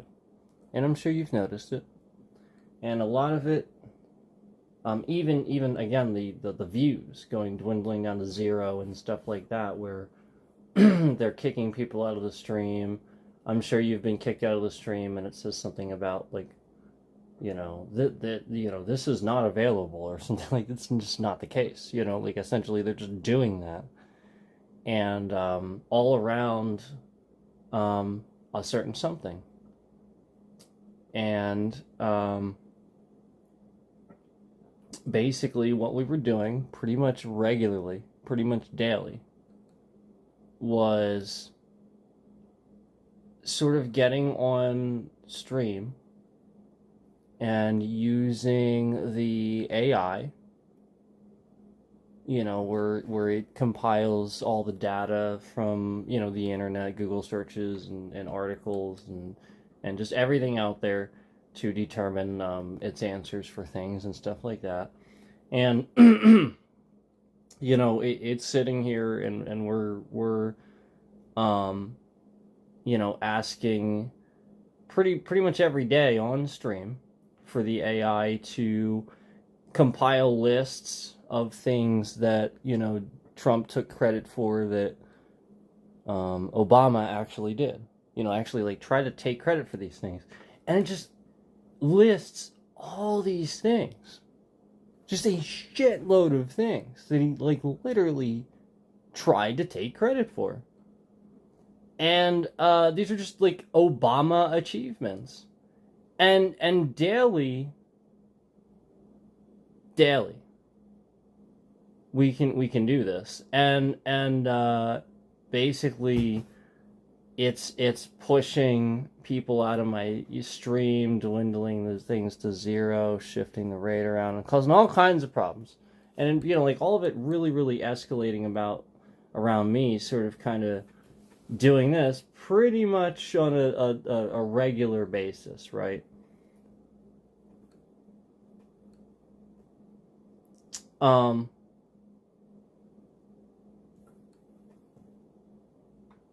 So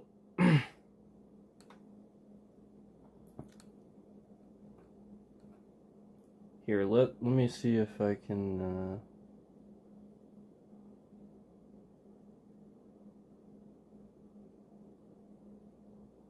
all right, let me let me see if I can get a straight answer here. So there is that one.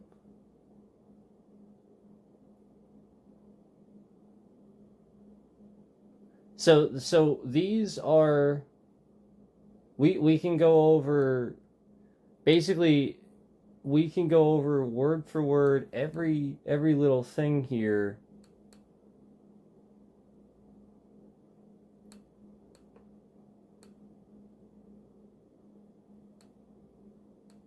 Like, all right, so basically one of these things I said, hey there, why don't you go ahead and please confirm and tell us a good number of things, if not all the things, that you can compile that Joe Biden did during his term in office that were good things that impacted the country in a positive way,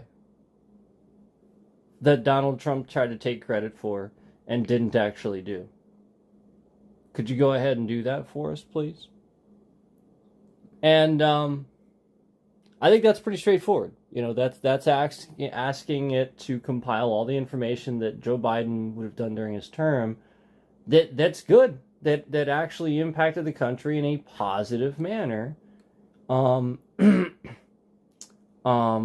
maybe some of this stuff could be stuff that Donald Trump tried to take credit for. That's what we're asking it to do for us. And we've done this before. This is nothing new. We were doing this pretty regularly. That was a question that I asked the AI. And again, it cites things, it does very accurately, and we're doing this pretty much daily. And then, we have all this interference, conveniently, all around this.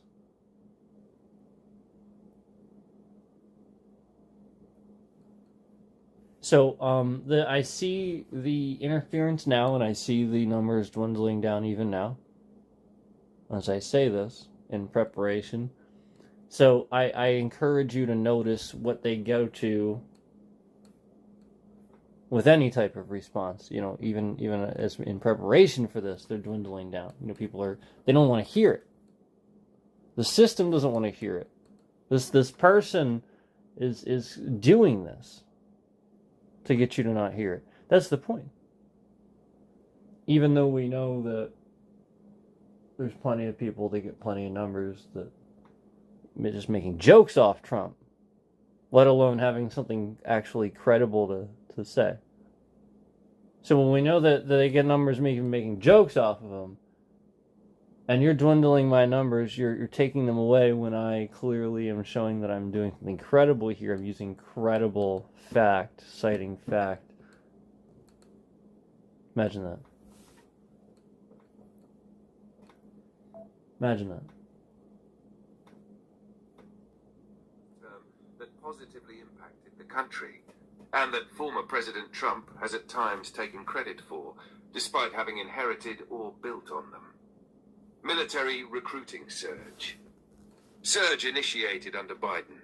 The Biden administration launched the Future Soldier Preparatory Course in August 2022, along with recruitment, marketing, and leadership initiatives, reversing a steep decline. The Army exceeded its fiscal 2024 goal, and the highest monthly recruiting surge in recent years occurred in August 2024, before Trump's November win. Trump falsely claimed the boost was solely his. Non-partisan fact-checkers awarded him 3 Pinocchios. Insulin pricing cap, permanent cap via the Inflation Reduction Act 2022. Biden's legislation limited Medicare insulin costs to $35 a month, benefiting 3.3 million seniors. I remember that. A structural change. Trump, in good. comparison, only implemented a temporary pilot program with very limited scope. Lowest black unemployment rate. Record low under Biden. In April 2023, black unemployment dropped to 4.8%, surpassing Trump's 2019 low of 5.3%, marking a sustained improvement. Massive infrastructure and industrial policy. Infrastructure Investment and Jobs Act of 2021. Bipartisan $1.2 trillion investment in roads, bridges, transit, broadband, water, and more. CHIPS and Science Act 22. Over $50 billion to bolster U.S. semiconductor manufacturing, strengthening national security and reducing reliance on overseas supply chains. Inflation Reduction Act, Org 2022. Nearly $500 billion for climate initiatives, clean energy tax credits, Medicare drug price negotiation, and more. Trump has sometimes portrayed such large-scale investments as bipartisan or even as results of his policies, but these were uniquely Biden's initiatives. Yeah. Economic recovery and job growth. Record-breaking job creation. Biden oversaw creation of 16 to 17 million jobs, the highest for any... Okay, I'm going to stop it there. Are you looking at these numbers? Are you seeing the lies?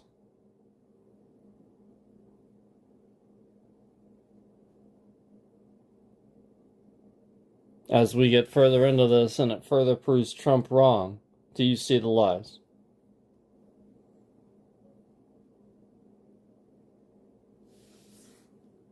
Single-term U.S. president, along with 18 consecutive months of unemployment below 4%. Strongest G7 recovery. Post-COVID, the U.S. led G7 nations in GDP growth, unemployment reduction, and household net worth. Foreign policy and national defense. AUKUS Pact, Sep 2021, a trilateral alliance with Australia and the UK to counter China's influence. Expansion of NATO. Finland and Sweden were brought into NATO under Biden's leadership. Targeted counter-terrorism actions, executed raids and drone strikes that eliminated ISIS and al-Qaeda leadership, al-Qurashi and al-Zawahiri. Support for Ukraine and Israel. Biden mobilized over $100 billion in aid to Ukraine and coordinated humanitarian ceasefires in Gaza. Policy area, Biden accomplishments, Trump's miscredit. Insulin price relief, $35 cap. Policy area, military recruiting. Launched PrEP programs, surge in enlistments before Trump. Claimed surge began under his leadership. Insulin price relief, $35 month cap under Inflation Reduction Act. Claimed credit for broader implementation. Black unemployment, 4.8% in April 2023, record low. Claimed original lowest unemployment. Infrastructure and climate funding, $1.2 infrastructure, CHIPS Act, Inflation Reduction Act, implicitly claimed these as Trump-inspired. Economic recovery, 16 to 17 M jobs created, strong G7 economic rebound, took credit for the recovery phase. Foreign policy, AUKUS, NATO expansion, counter-terrorism, Ukraine aid, misattributed to Trump's international policies. While some of these efforts built on or responded to the situation left by Trump, Biden not only initiated many of them, but also oversaw their passage, funding, and implementation. Let me know if you'd like deeper breakdown. So basically, that's what we're saying. All this stuff he picked here, that's the point. It picked it because Biden did it, and it's something that Trump tried to take credit for, that Trump said this is something that he did, but it's something that Biden actually implemented. So again, Trump was like signing something to continue it or extend it or something like that, or it was a Biden idea and he was stealing it. Biden actually did it and like he had nothing to do with it, and he's just flat out stealing it and trying to own it, like the peace negotiations and stuff like that. That, you know, like, that's what we're saying, you know, like, where you live, like, flat out just try to take credit. And this is what you need to realize, is this is his brand. This is what he does to all of his voters. Why is he just lying about blatantly obvious things you can Google? Well, because those people don't look it up. They don't know. They don't care. And so this is really unfortunate that they seem to not care about the fact that Obama was the one that helped the country. And they hate him so much. And yet, meanwhile, Trump tries to take credit for all these things that Obama actually did. Or Biden, I should say. Biden actually did. I'm sorry. Biden. But we did that with Obama, too. He did the same thing with Obama. If he couldn't take credit for it, he would just get rid of it. Or if he couldn't get rid of it, he'd take credit for it. Let me see here. Can you... Alright, so I actually did find it. It's like pretty much right after that.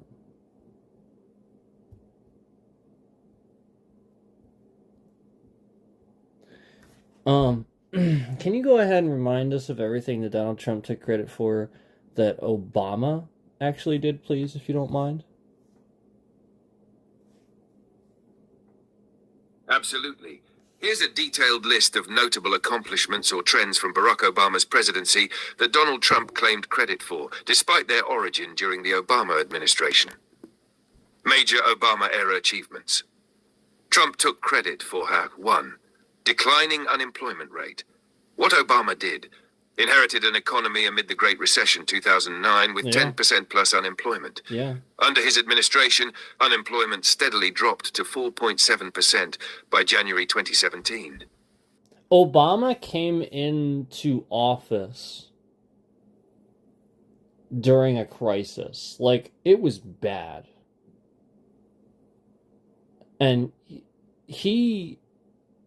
it truly is amazing what he was able to actually do. What Trump claimed: Trump frequently said he created the greatest economy in history, ignoring that he inherited an already strong labor market trend from Obama. Job growth. What Obama did: over 11.6 million jobs were added during Obama's presidency, especially after 2010. What Trump claimed: he took full credit for the job growth continuing into 2017-2019, despite the same growth trend having started years earlier. Yeah, that's what he 3. does. Stock market growth. What Obama did: from 2009 to 2017, the Dow Jones Industrial Average nearly tripled. S&P 500 and NASDAQ also saw historic growth. Yeah, true. What Trump claimed: Trump often said the market was booming like never before, implying his policies caused it, while much of the post-crisis rebound had already occurred under Obama. That's true. 4. Veterans Affairs reform. What Obama did: signed the VA Access, Choice and Accountability Act in 2014 to address delays in veteran care. What Trump claimed: Trump repeatedly stated, "I got VA choice," though it was passed under Obama. Trump later signed an update to the law in 2018, the VA Mission Act, which built on Obama's legislation. 5. Auto industry bailout. What Obama did: approved $80 billion in loans and bailouts in 2009 that saved GM and Chrysler. The industry rebounded strongly by the mid-2010s. What Trump claimed: later boasted about the success of American auto companies, suggesting it stemmed from his actions, though he played no role in the recovery. 6. NATO defense spending. What Obama did: in 2014, NATO allies agreed to increase defense spending to 2% of GDP by 2024, an Obama-era negotiation. What Trump claimed: Trump said he got NATO countries to pay more, though the increases had already been agreed to before his presidency. Latter 7. Energy independence, oil and gas production. What Obama did: U.S. oil production nearly doubled between 2009 and 2016 due to domestic shale and fracking growth.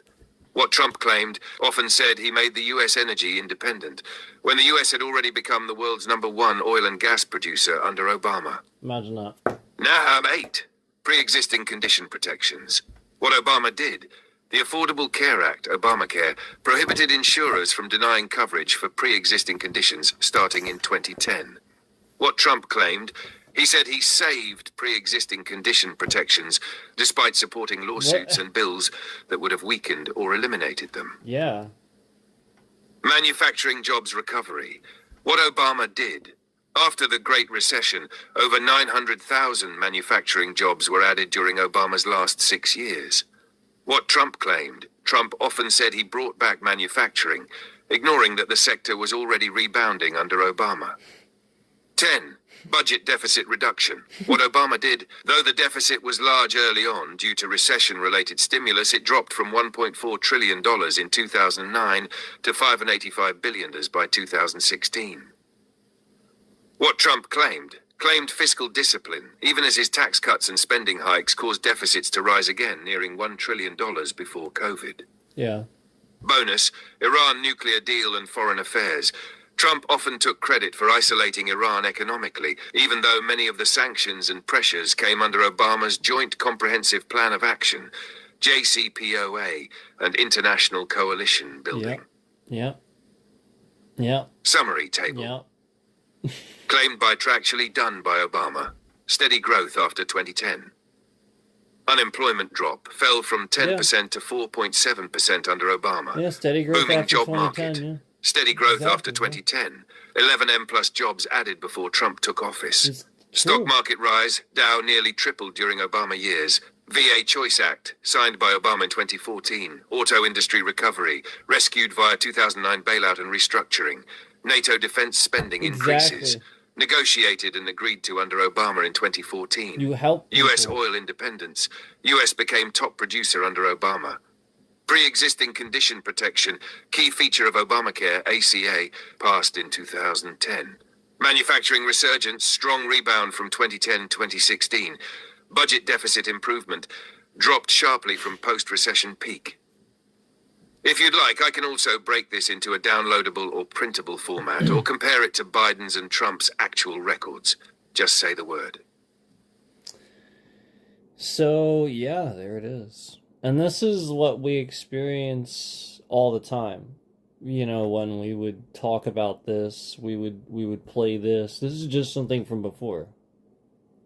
And, you know, like essentially I would ask it that question and it would be able to do this. But the point is now Trump has, you know, like that's the point. Like it was always like all these interference, and then conveniently we start having these problems with Gemini too, where it won't even answer questions about Trump. It gives just a bunch of articles. Now this isn't Gemini that we're using here, but you know the point is it's a trusted AI source, and you know I mean this is the point is it's citing things like you can just look it up for yourself. It's not wrong. It's literally citing all of this information. It's just using the internet. It's just collaborating, like that's what AI does. It's just collaborating it from the internet. We're not talking about like a chat bot or something like that. We're talking about an AI model. You know, we're talking about a tool. We're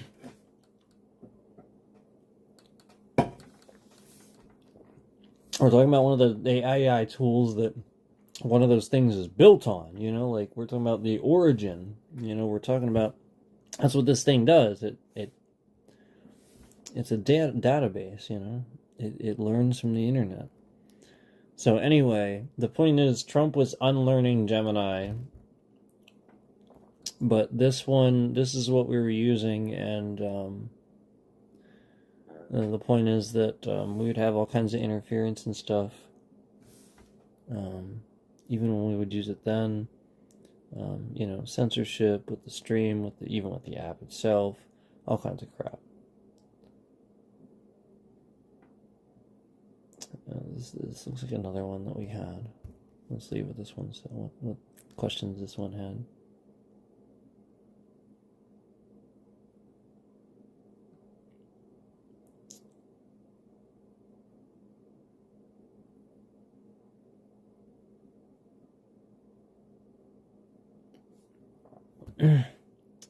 So we'll see if it.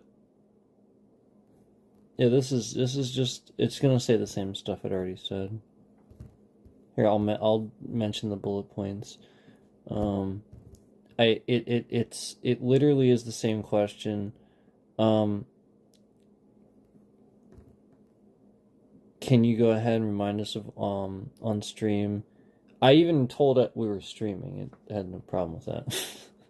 Can you remind us of the things that Donald Trump took credit for that Joe Biden actually did during his time in office? Could you go ahead? and start with the ceasefire, if you don't mind, please. It knew exactly what I was talking about. I mean, like, if you want, I can just... Hey there. I'm glad to help, especially if you're streaming and looking to clarify some facts for your audience. Let's talk about that. Ceasefire claim. Donald Trump has claimed credit for ceasefires or peace deals that occurred under Joe Biden's administration, particularly involving conflicts like the Israel-Hamas conflict, e.g. in May 2021. However, that ceasefire was brokered during Biden's presidency, with significant diplomatic work done by the Biden administration, particularly through back-channel communications with Egypt and Qatar. Trump, despite his public statements, was not directly involved in those negotiations or their outcome.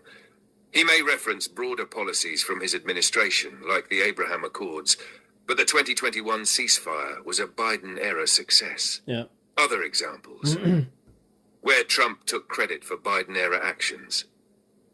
Here are a few more things Trump has taken credit for, even though the key developments happened under Biden. Number 1. COVID-19 vaccine distribution. Trump rightly touts the speed of vaccine development via Operation Warp Speed. But the actual mass distribution and vaccination rollout happened under Biden, who ramped up logistics, opened mass vaccination sites, and distributed hundreds of millions of doses. Yeah. Trump later claimed credit for the entire vaccine campaign, despite leaving office before shots were widely available. Sure. 2. Infrastructure investments. Trump frequently promised a major infrastructure bill, but never passed one. Biden signed the Infrastructure Investment and Jobs Act in 2021, a landmark bipartisan package. Trump later tried to say the bill wouldn't have passed without his groundwork, though there's no solid evidence of that. Number 3, job growth, unemployment recovery. Trump claimed that Biden was riding his coattails on the economic recovery. In reality, job growth under Biden far outpaced Trump's last months, especially due to Biden's American Rescue Plan and expanded vaccinations. Yep. 4, veterans health care, PACT Act. Trump has taken credit for improvements in veterans health care. But the PACT Act, a sweeping expansion of health care for veterans exposed to toxic burn pits, was signed by Biden in 2022. Yeah. Trump opposed similar measures during his term. Let me know if you want these in a quicker summary format for stream, or if you want to pull up some quotes and receipts. That was an awesome thing Biden did, actually. So yeah, of course Trump was going to try to take credit for it.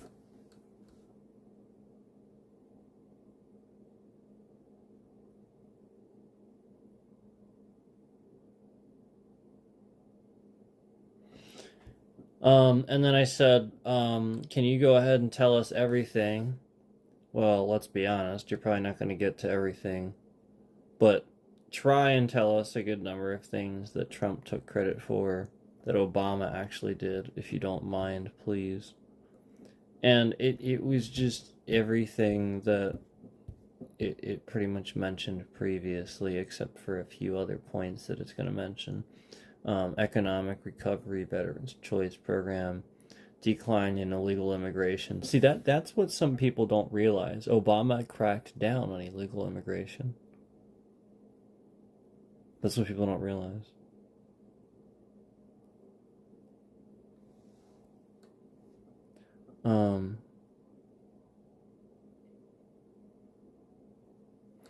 It says right here, reality, illegal immigration actually began declining before Trump took office.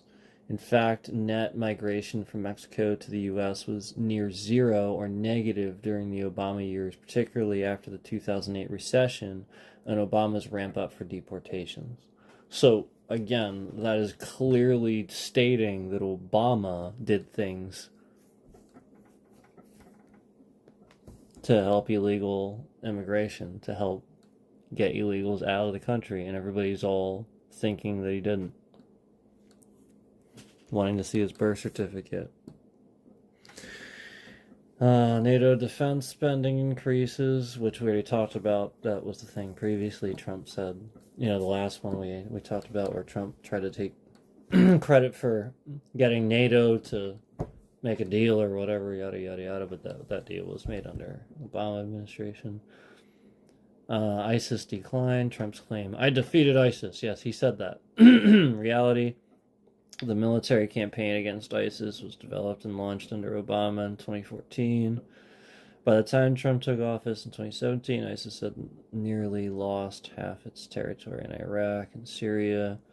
Trump oversaw the final operations, but it was an ongoing Pentagon and coalition effort started under Obama. Black unemployment rate, Trump's claim, I created the lowest black unemployment ever. Reality, black unemployment steadily declined throughout Obama's presidency from a high of 16.8% during the recession to 17.8% by the time Obama left office. That's huge. Continued to fall under Trump, but he inherited that trend. Auto industry rescue. Trump's claim, I saved the U.S. auto industry. We already talked about this. Obama bailed out GM and Chrysler in 2009. And by 2017, when Trump came in office, the U.S. car industry had largely rebounded. And that's true. It's absolutely true. We know that for sure. Stock market growth. Already talked about that one. Trump's claim, stock market boom because of me. Reality, the Dow had already gained 140% under Obama, rebounding from the 2008 financial crisis. Investors were already confident when Trump took office. He benefited from that momentum at least early on. And that's true. Iran nuclear deal framework. Oh yeah, there it is. There it is, the Iran nuclear deal. Trump's claim, I stopped Iran. Obama gave them money. No, it's kind of obvious that's not the case now. He got rid of the Iran nuclear deal at this point. Like, we know that. The 2015 Iran nuclear deal placed strict limits on Iran's nuclear program in exchange for lifting sanctions. Trump withdrew the deal in 2018, which many analysts say destabilized the region and allowed Iran to resume uranium enrichment. I said that. I told you guys that. He frequently attacked the deal while simultaneously benefiting from the regional calm it initially created. So, yeah. Obviously, that was Obama's. Clean energy growth. Trump claimed he made America energy dominant. I don't even know how he claims that. They already mentioned this. U.S. oil production hit record highs starting under Obama's second term, thanks in large to part of the shale boom and investments in renewables. The solar and wind capacity tripled under Obama. Trump supported fossil fuels publicly, but renewables continued to grow under existing Obama-era momentum. Yeah, we know this. We know that Trump supported fossil fuels instead of clean energy, which is bad for the environment. It's bad for the planet. It is finite, too. You'll eventually just run out of it. So it's just not a good idea.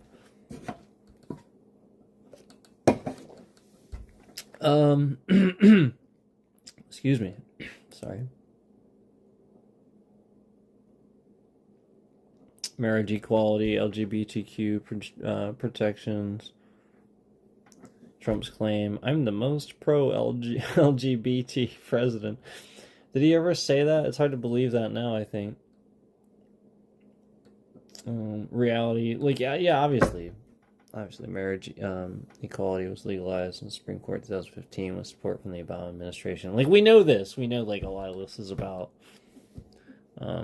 people sort of being that way, fighting against the rights and stuff like that. Because that's the point, he very obviously isn't for their rights. He's taking them away.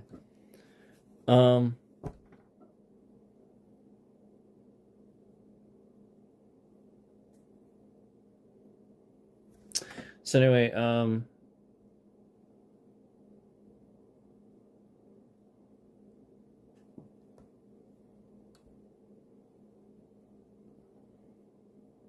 Oh, I like this one.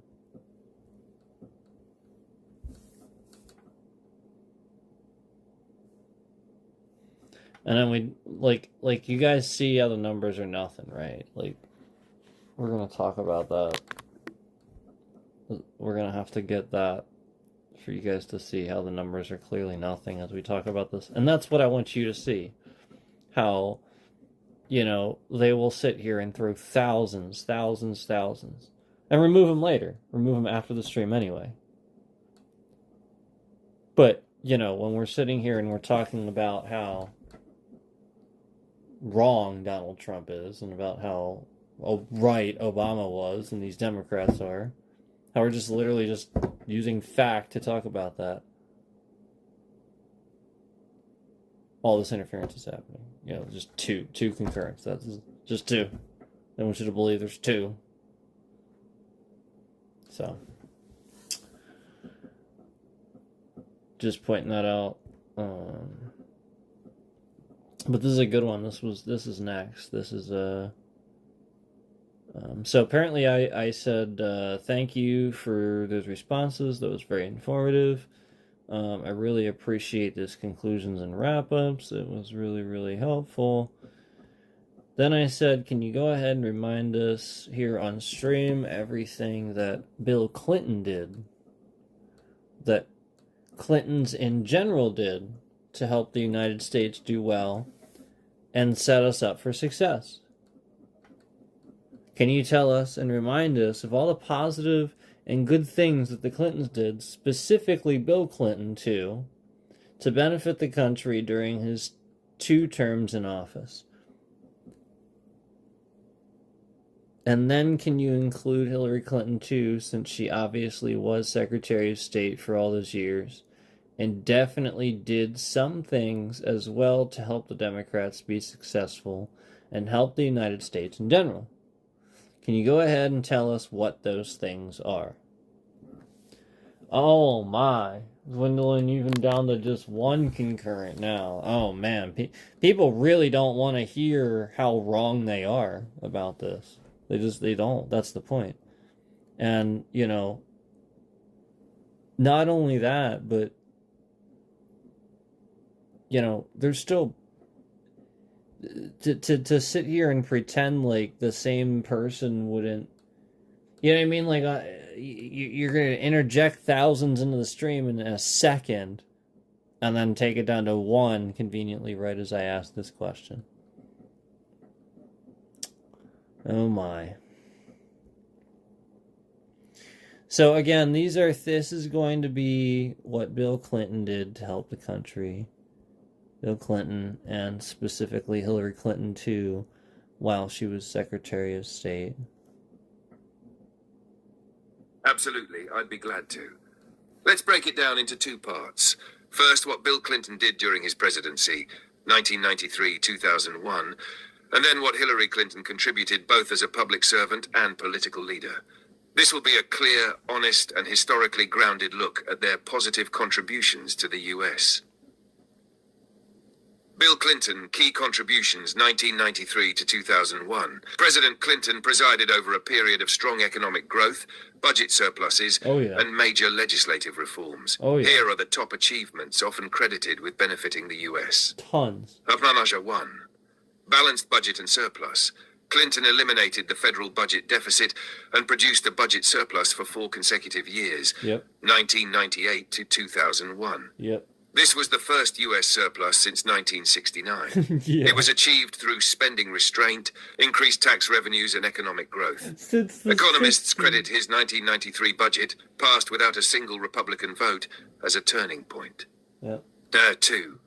Historic economic growth. Under Clinton, 22 million new jobs were created, a record for a single presidency. Unemployment dropped to 4%. Inflation remained low. The U.S. had the longest peacetime economic expansion in history at the time. 3. Welfare reform. In 1996, Clinton signed the Personal Responsibility and Work Opportunity Reconciliation Act. It transformed welfare into a program with work requirements and time limits. While controversial and debated today, at the time it had broad bipartisan support and reduced welfare caseloads significantly. Yeah, it was bipartisan. 4. Crime reduction. Clinton signed the 1994 crime bill with input from then-Senator Joe Biden. It included funding for 100,000 new police officers, the Violence Against Women Act, and assault weapons ban provisions. While the bill has been criticized in hindsight, violent crime rates did fall sharply during and after his presidency. Imagine that. NAMA 5, North American Free Trade Agreement, NAFTA. Clinton signed and implemented NAFTA in 1994, negotiated under Bush Sr., but passed with Clinton's backing. It helped integrate the US, Canadian and Mexican economies, and is credited with boosting trade and GDP, though it's also criticized for contributing to job losses in some sectors. NAJ 6, expanding the Earned Income Tax Credit, EITC. Clinton expanded the EITC, a major anti-poverty program for working families. It lifted millions out of poverty, especially single mothers entering the workforce. 7. Technology and innovation growth. The Clinton era supported major investment in tech infrastructure. The commercial internet exploded during his presidency, laying the foundation for the digital economy. His administration deliberately took a hands-off regulatory approach that allowed Silicon Valley to flourish. Yeah. Hashmate, fiscal responsibility as a political theme. Clinton rebranded the Democratic Party as fiscally responsible and pro-growth, the New Democrat era, which helped Democrats regain the trust of centrist and moderate voters. Yep. His presidency was key to showing that Democrats could balance budgets and create jobs. Global diplomacy. Clinton played a key role in mediating the Good Friday Agreement, peace in Northern Ireland, trying to advance the Middle East peace process, Oslo Accords, Camp David Summit, leading NATO's intervention in the Balkans, ending genocide in Kosovo and Bosnia. Hillary Clinton. Key contributions. Hillary Clinton's public service career includes being First Lady, U.S. Senator, and Secretary of State. She was also the first woman to win a major party's presidential nomination. 1. Healthcare and children's advocacy as First Lady. She led the effort for healthcare reform in 1993. While the bill failed, she helped lay groundwork for future reform, helped pass the Children's Health Insurance Program, CHIP, in 1997, which still provides health insurance to millions of low-income kids today. 2. U.S. Senator from New York, 2001-2009. Hillary won over skeptical voters and became a respected bipartisan lawmaker, voted for aid to 9/11 victims and supported rebuilding efforts in NYC. Served on the Armed Services Committee, gaining foreign policy experience. 3. Secretary of State, 2009 to 2013. Served under President Obama during a time of global transition. Helped lead the reset with Russia before relations worsened later. Diplomatic efforts during the Arab Spring. The U.S. response to the Bin Laden raid. She was in the Situation Room. Strengthened sanctions against Iran and built a global coalition that helped lead to the Iran nuclear deal. Championed women's rights and internet freedom globally. She knew what to do. 4. Political leadership. Hillary Clinton has been a driving force in the Democratic Party, especially for expanding women's political participation, bringing attention to racial justice, healthcare, and reproductive rights. Her 2016 campaign, while not victorious, mobilized millions and had lasting impacts on women running for office. Final thoughts. The Clintons' legacy, while not without controversies, includes real measurable progress in economic growth, fiscal discipline, diplomacy, public health, women's and children's rights, expanding the Democratic coalition. They both helped modernize the Democratic Party and positioned it as a serious contender on economic and national security issues. Their work helped pave the way for leaders like Obama and Biden, and for the rise of a more inclusive political environment. Let me know if you want this adapted into a graphic summary for slides, or a rapid-fire version for stream delivery. Yeah. So, you can clearly see that we get censored. You can clearly see the evidence that when we talk about this, we sit here and we rage out about stuff, but there's plenty of numbers then. We're talking about all kinds of conspiracies and some crazy shit. and police and stuff like that. There's all kinds of crazy numbers in here, and they take the likes all the way up to thousands, and but we sit here and start making points using fact.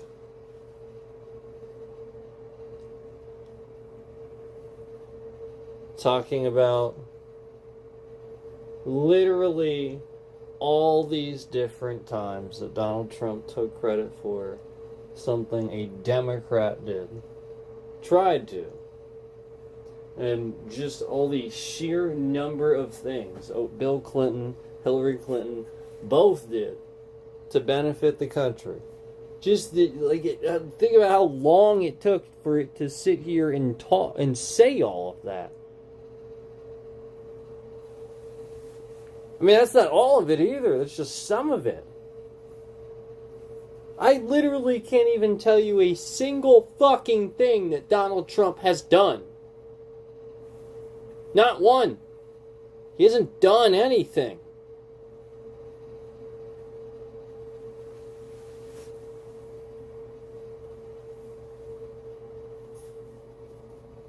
Jeez.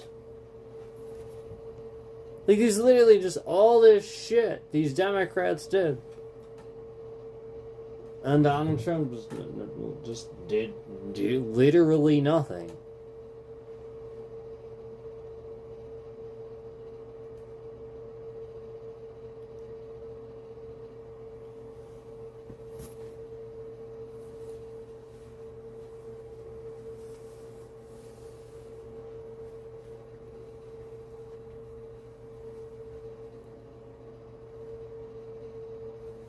So yeah, there you go. You see the censorship. You see what happens when we talk about those things on here. And just as you see the stream get locked at a certain view count, after we finish it, we have those intelligent conversations talking about the same sorts of things too. And the bitrate maliciously shifts around on a stream where it's a wired connection, a hardwired fucking connection from my fucking PC. We're talking about a hardwired connection, and they have a way to shift the fucking bitrate around in that streaming software. Well, the way is exactly what I provided them with today, where we went and streamed around, where I took Streamlabs and I was driving around. It was the mobile. So now they will be able to do the same thing, probably, on desktop, just like they did with the fucking Prism app.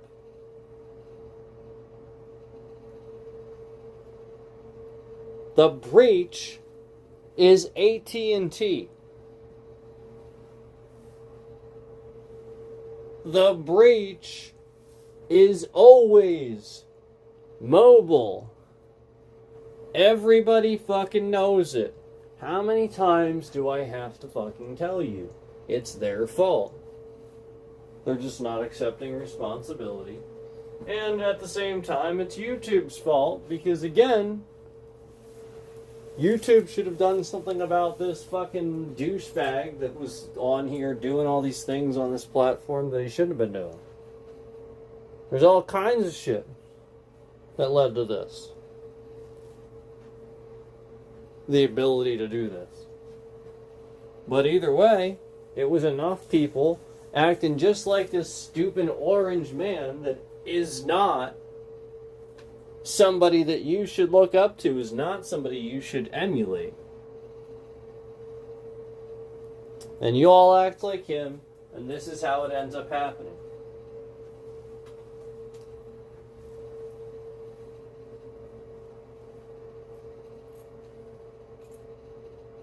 And all you're doing is suppressing the fact of the matter that Obama and the Democrats sat here for the past several decades helping the country, and that was what was good about the country. And that's why it's gone to shit. And everything starts making sense once you start realizing that. It's that simple. Explains everything. That's the answer. There is no other answer.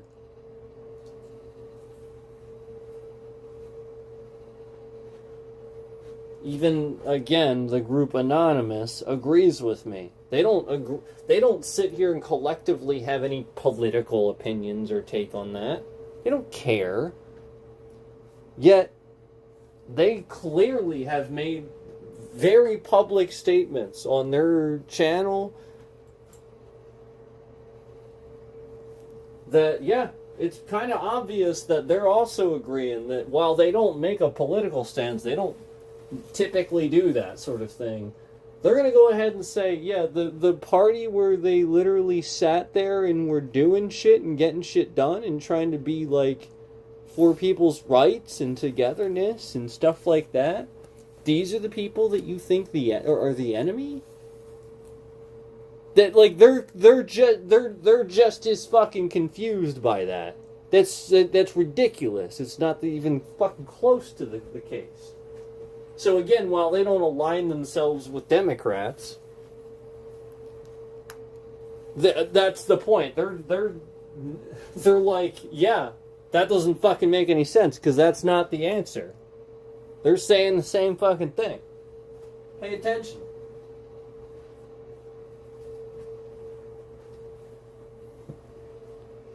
You know, I mean, the answer is simple, and it isn't. The answer is simple, but the fix isn't. That's the issue. Okay, the answer is always simple.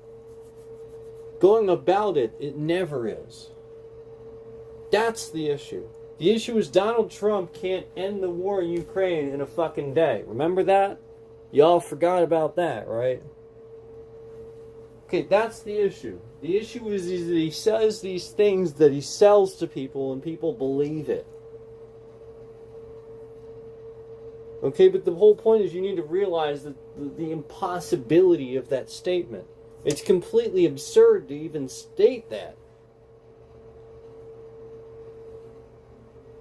You have to realize the absurdity of it.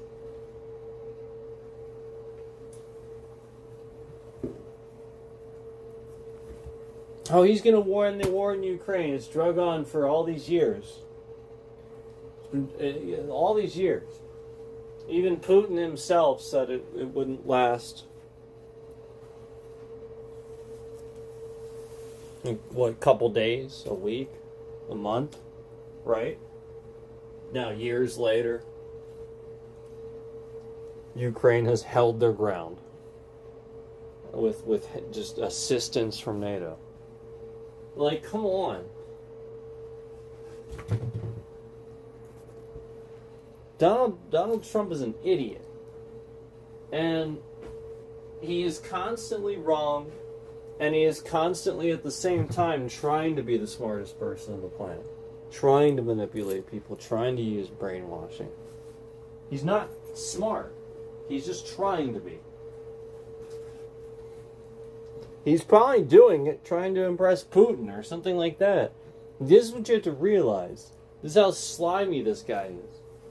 He's probably selling secrets to ISIL, what's left of them. I don't know that ISIS is left. I think it's pretty much all but terminated because of Obama, but Al-Qaeda for sure.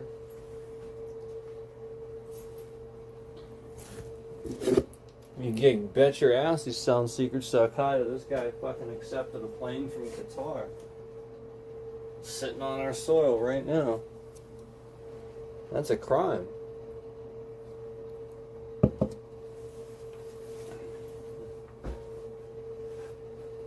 No.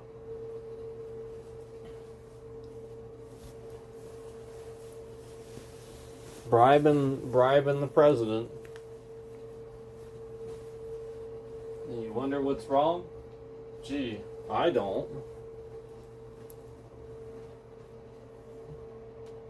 Yeah, the big fucking buffoon accepting airplanes from basically the same group of people that crashed them into the True Towers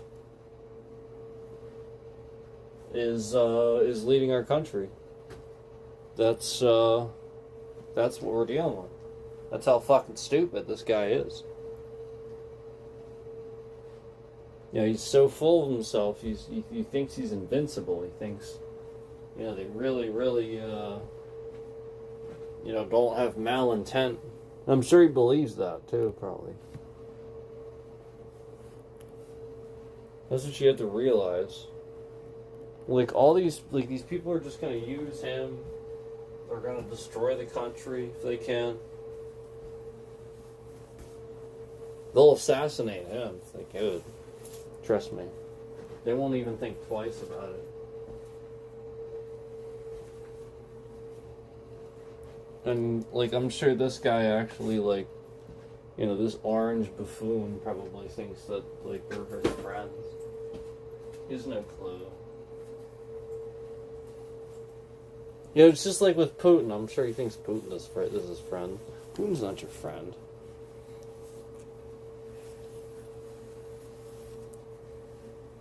Putin probably could have been way back in the day under all that democratic leadership and stuff like that. Back when Yeltsin was still alive, or toward the, you know, like toward that time period at least. But too much after that, nah, not really. It all went to hell, and you know, a lot of it was just.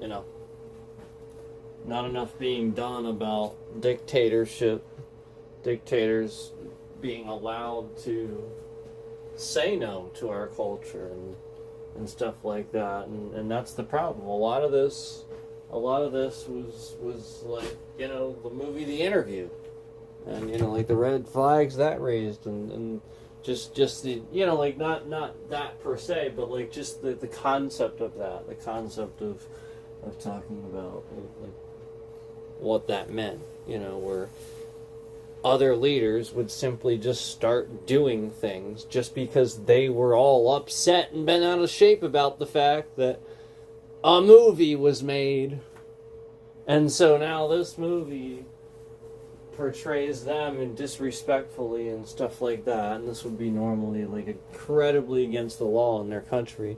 The problem is this gets translated and people in their country are now watching it. So, you know, this is really what's happening. This is really what's happening.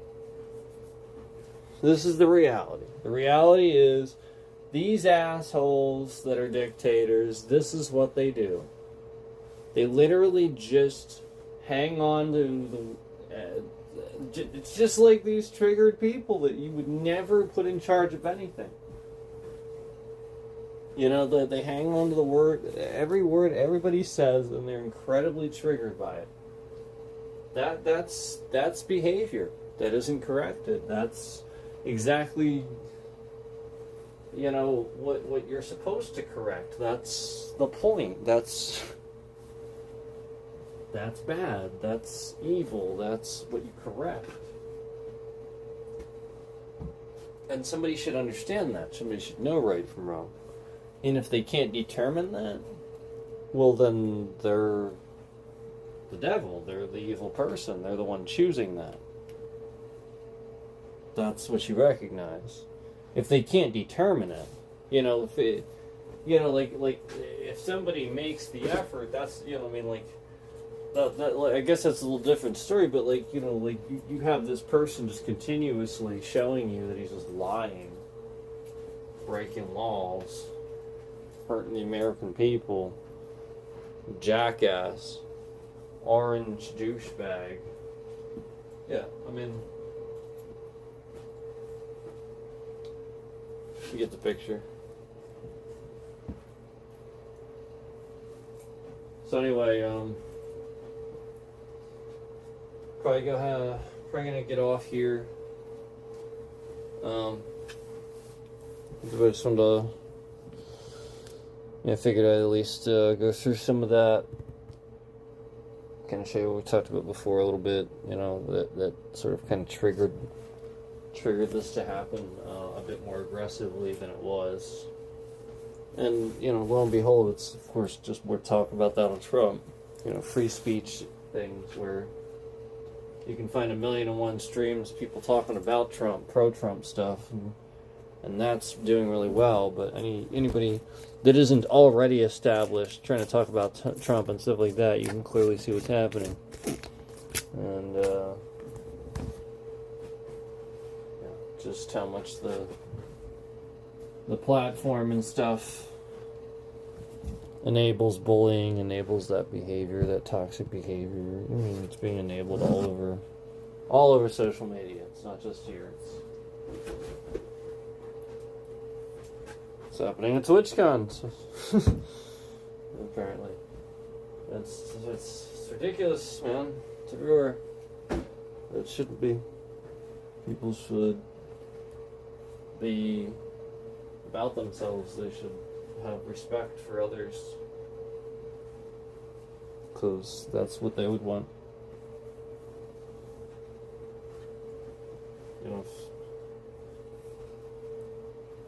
I think that's the point.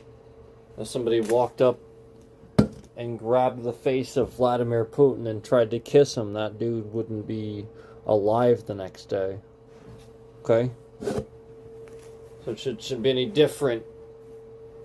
Because it's not somebody that's not a dictator or the leader of a country. Literally should not be any different. These people are not above anybody else. Period. They're people. If anything, Vladimir Putin is below some of these people that are good people that are being harmed. If anything, he is below them, because he's the piece of shit invading countries.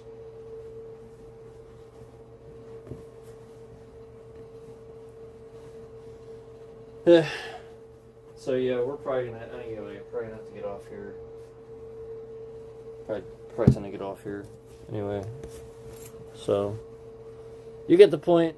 I I sort of drive around. It seems like kind of people are paying attention and follow me around. Almost even police to a degree. Isn't that weird? How we discovered that that was a weird thing. The whole point is, I'm not trying to be a pain in the ass, but that's weird to me.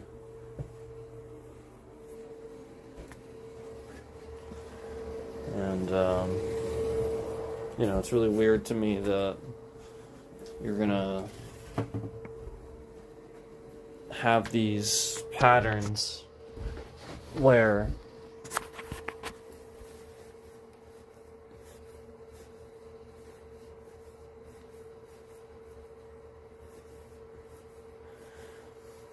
if anything through that stretch of road, I'm gonna be honest with you, the annoying thing about that is that stretch of road, people go slow. I shit you not. That's a stretch of road where people fucking go slow. So what the fuck?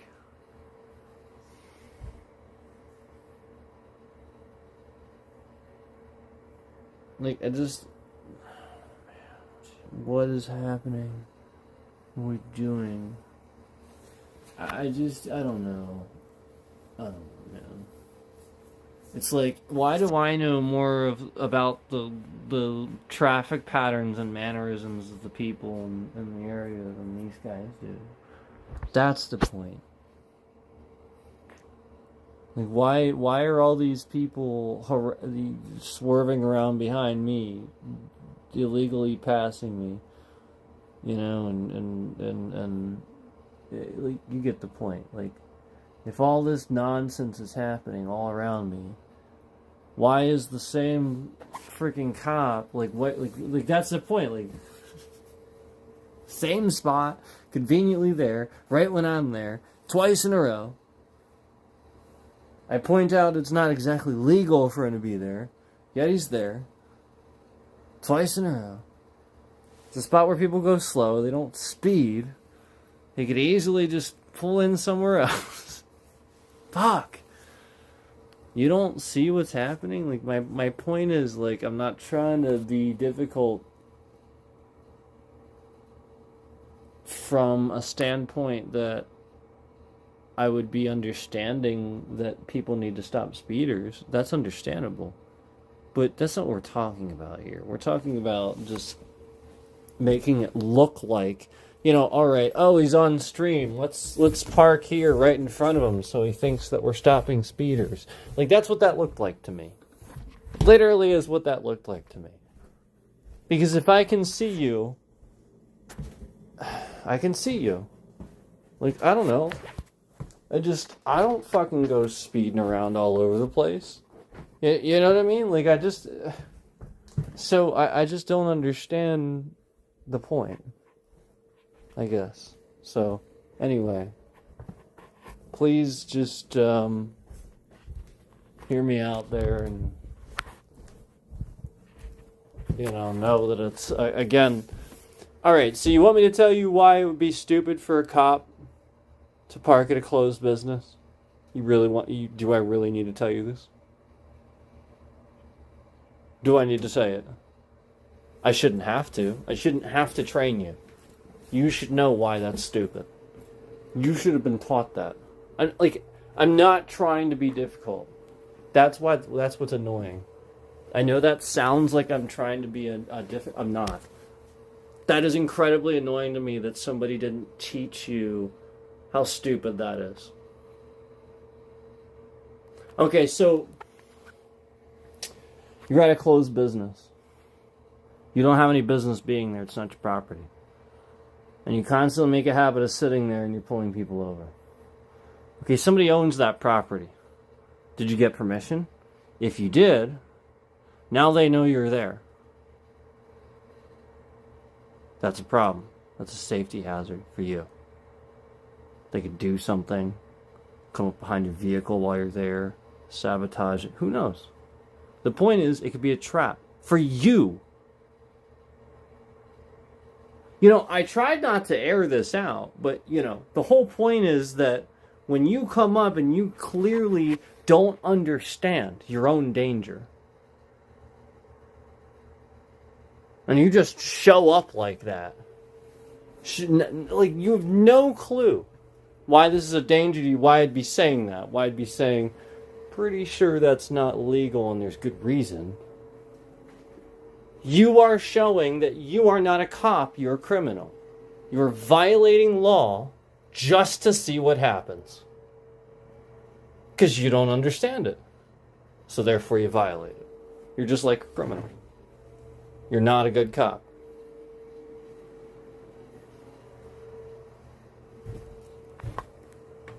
So yes, you shouldn't be sitting in closed businesses trying to pull people over.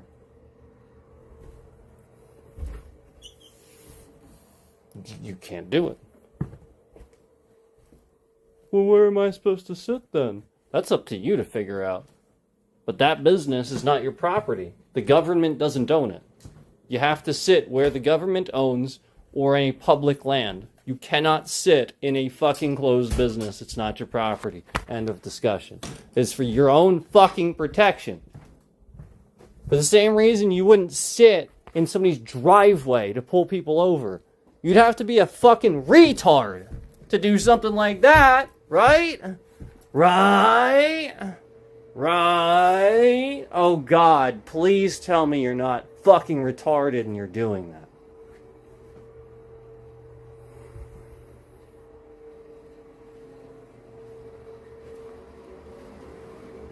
Okay?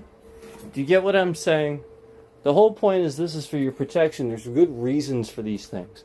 Somewhere down the line, this law or rule became such because an officer or several were sabotaged. Something happened. And somebody wasn't good enough and didn't train you enough.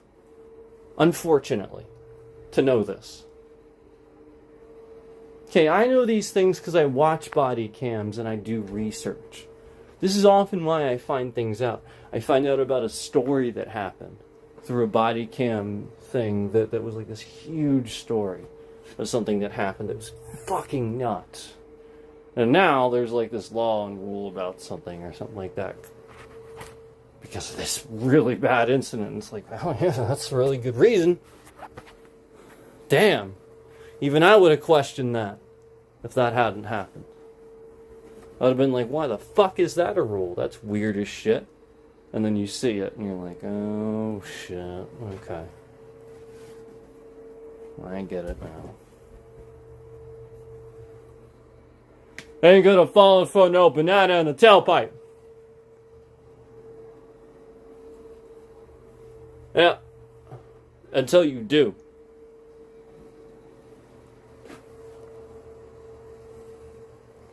If you don't get the reference, I feel bad for you because that's a funny ass fucking movie, but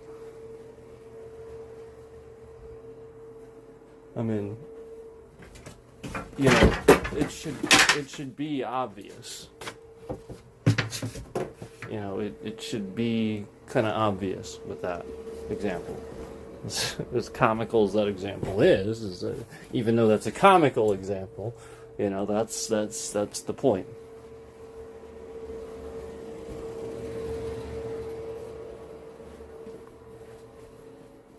Okay?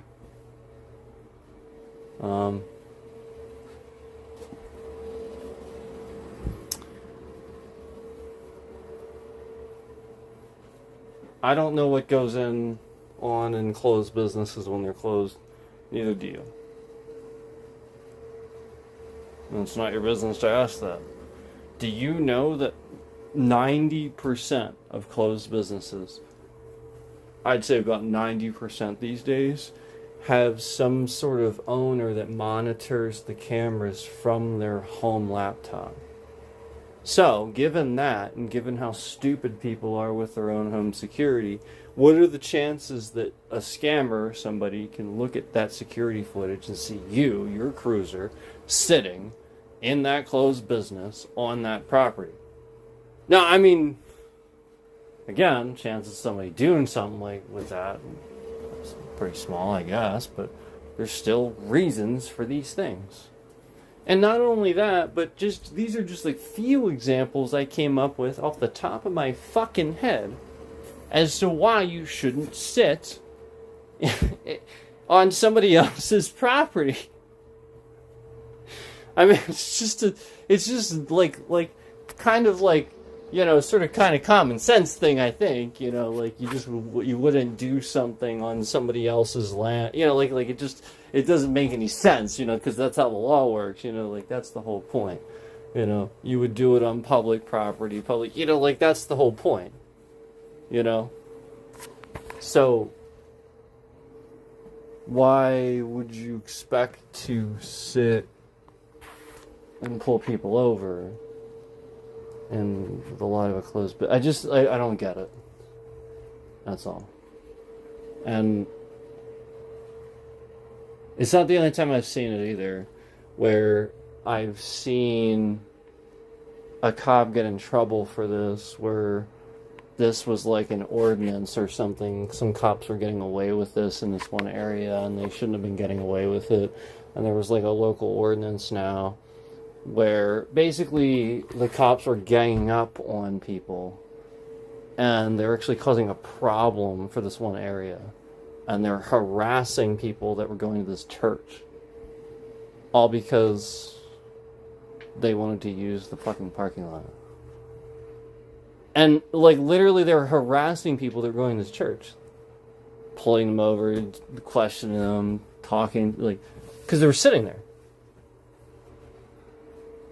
But the church is in like this like not so good neighborhood and stuff, so you know. You get what I'm saying. Yeah, you get what I'm saying. I don't have to say it right. Profiling and such. Yeah. So you get what I'm saying. So the point is, a church, they're using that because they know that that's separate. They sit there and they can kind of bend that a little bit. They know they're not really supposed to sit in a closed business. So that's where they're taking their liberty, and then the local area had to use an ordinance, had to create an ordinance to stop them from doing it because they were causing this problem.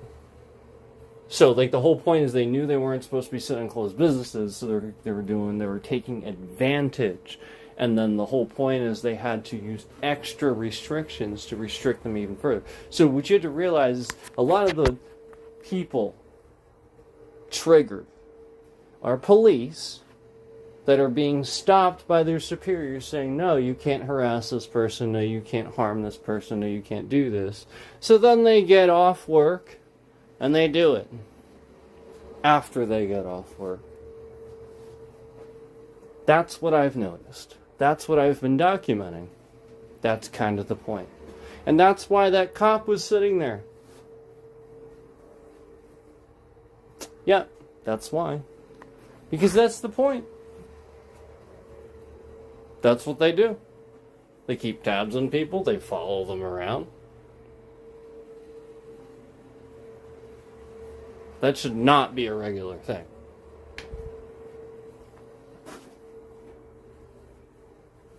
And if it is, he needs to do a better job of making it irregular. He should not be sitting in that same spot the same time that I typically have my food in that same fucking place. That's too regular. Something going on there.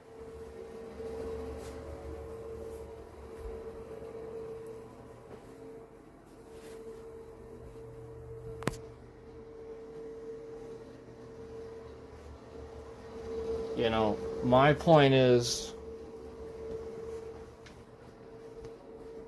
never did I ever see this before. My point is, yeah, I'd see it once in a while growing up. You know, you see a cop sitting here and there. These things happen. The one thing you don't do is you don't see the same one that often in the same fucking spot that you questioned before.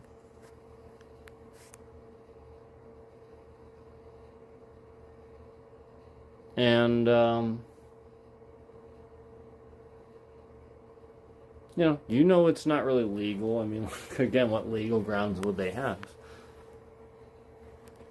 Explain it to me, like I'm a 4-year-old, please. I'd love to hear it. What legal grounds does a police officer...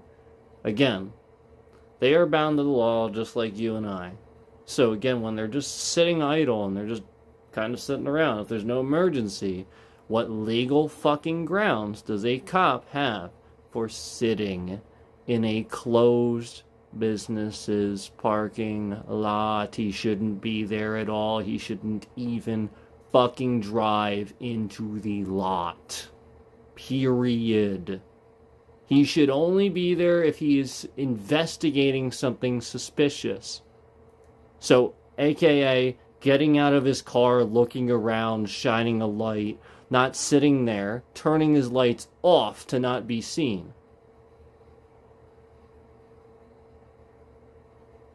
Not, again, he's sitting there using that driveway to pull people over or spy on me because my stream was there, and that was the whole point, was that I pointed that out.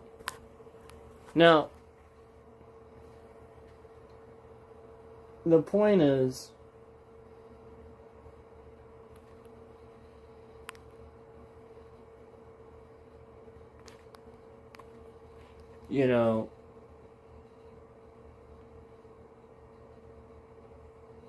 somebody could really give him a hard time about that. He could really get into some trouble for that. Or he could just, find a smarter spot to do it where, again, people aren't already going slow, where, again, that's the spot where I know people go slow, so I don't know why the fuck he's sitting there to begin with, unless he's spying on me, like I mentioned previously. And, again, you can see him pretty easily, and there were several people that it made this pretty obvious because they slowed down as soon as they saw him, So that's my point. Like, when I can sit there and I can deduce all of his things, that's the deduction that I'm coming to. That's the conclusion I'm coming to, that you're fucking sitting there. So, anyway, I'm done rambling about that fucking shit. I just wanted to at least give you the take on why I arrived at my conclusion. You know, like, it's not just... I used to cringe at this, seriously. I used to cringe at because there's always a good amount of people that sit here and want to blame a cop for this and that, and you know, the amount of videos that, you know, like all right, so like,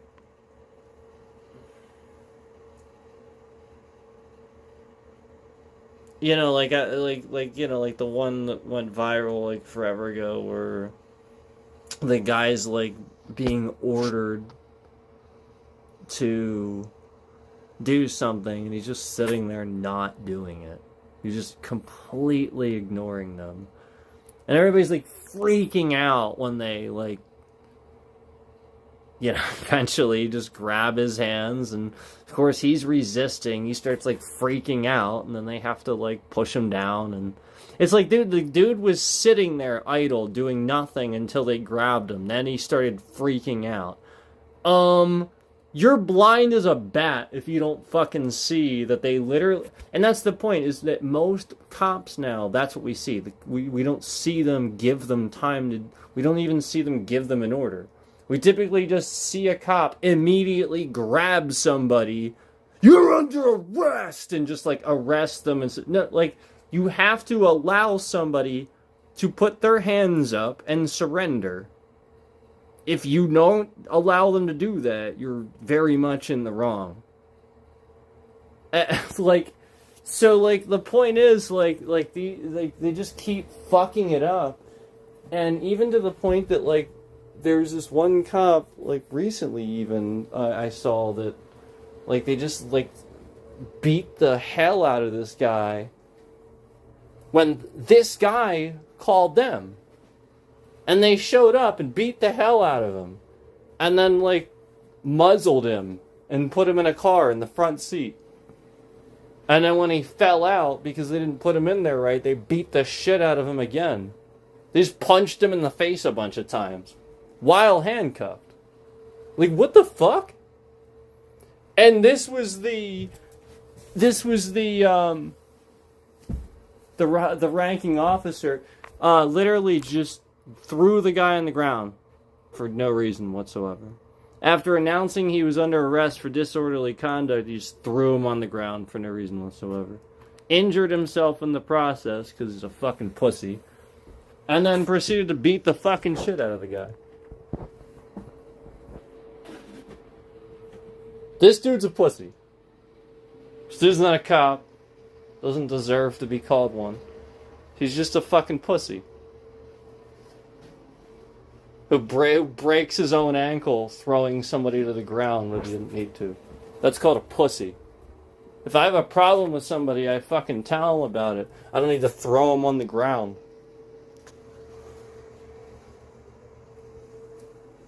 Yeah, I got over that shit a while ago. It took a bit, I'll admit it. But I got over that fucking shit. These cops, they have not. That's the problem.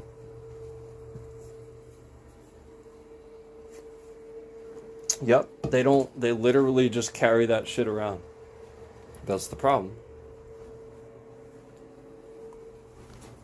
It literally is the problem. Unprecedented mental health crisis, and cops that are right on the front line are being used by the person that is dividing everybody. And then he's the one not even giving him any money. Doesn't pass an infrastructure bill. Biden does. Democrats always do. And then conveniently just convincing them otherwise. Like just so blatantly stupid. Like, these are some of the dumbest people on the planet. They are. They really are. They are anxiety-riddled people that deal with high stress every day. They are not... They really aren't. They're not built to be intelligent. And it's unfortunate. You know, they really should be given every opportunity to feel intelligent, to not feel stupid. That's the fucked up thing. You know, it's really fucked up that us citizens daily can point things out that they don't know. That's fucked up. And it's not... It's... Yeah... There's definitely this annoying cringe to some people doing it, where it's like, almost seems like they couldn't wait to prove the cop wrong. That's annoying. I don't like that. That's why, like, I'm not trying to necessarily go out of my way. But if, like, something happens, I'm not gonna call that shit out. Like, I'm done with that. I'm fucking done with that. You're not gonna intimidate me anymore. I'm fucking done with your stupid fucking shit. Literally fucking done with your stupid fucking shit. You're gonna fucking sit there across the fucking street twice in a fucking row when I called that fucking shit out the first time. I'm gonna fucking call that shit out the second time. Because that fucking shit's obvious. So that's all. I'm just done with the stupid fucking intimidation fucking bullshit. There's the same stupid fucking behavior I see out of all police anywhere. They intimidate people. And honestly, even the good interactions that I've had over the years, I can think back to them, and I think back to them now, and yeah, they actually sort of kind of started the interaction with that too. Because now that I think about it, there's actually times where they ask questions and ask me things I didn't actually have to answer, and sort of started it like that. But because I was cooperative and stuff like that, like, they were cool after the fact, but like, yeah, honestly, there were things that, yeah, they shouldn't have asked, and yeah, it was bad. And it was obvious, like, for incrimination purposes, but, like, they didn't get what they want. So, you get what I'm saying? Like, it didn't go the way they thought they were going to go, clearly. So,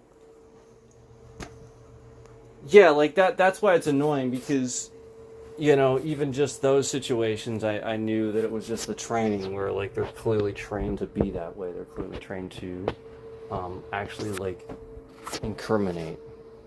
And that should, like, that's not their job. Their job is not to do that. Their job is to literally follow, like, if you know, like, if somebody does something, they witness somebody doing something illegal, they arrest that person. Or, you know, a warrant. That's it. That is it. They serve those things.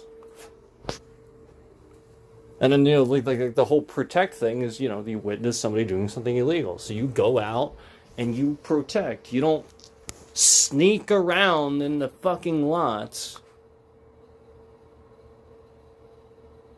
Closed lots. Like, what even is that? Why aren't you just driving around?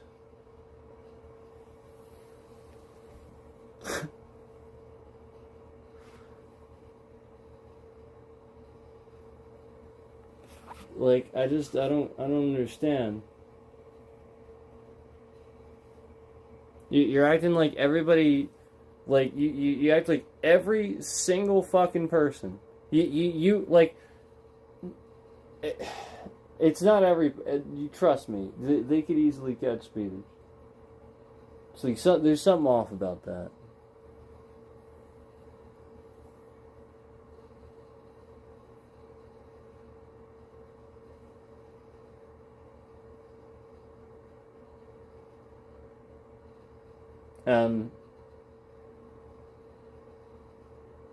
You're trying to say that, like, sitting in the same spots doesn't work and stuff like that.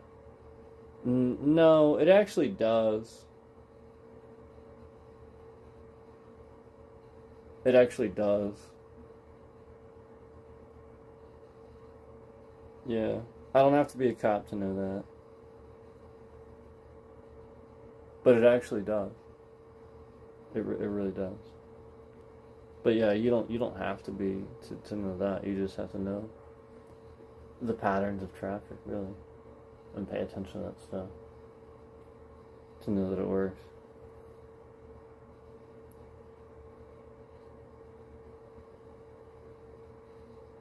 And like the point is, if he's turning off his lights and trying to catch speeders, he's clearly not trying to be visible.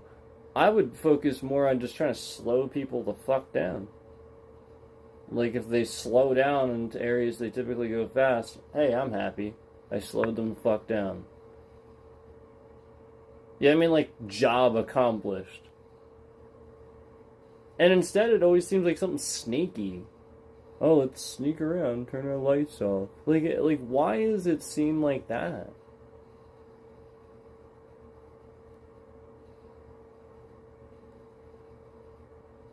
You know, just like the situation I described where with my interaction with police. You know, like, they're fucking in my house. No warrant, they're just in my house. Asking for devices for yeah, it's like, what?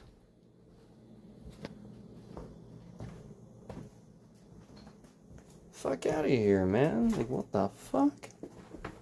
And like you know, even some other people, that's the point, is like, you know, you got to realize that that's not a normal experience. You know, that's an abnormal one. That's not supposed to be like that.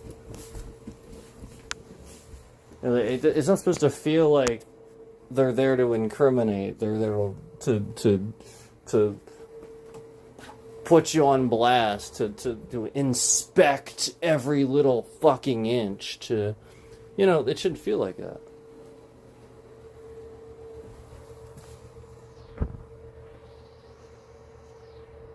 It shouldn't feel like that when you get pulled over, when the cop goes, where are you coming from? And then you go, I don't have to answer any questions.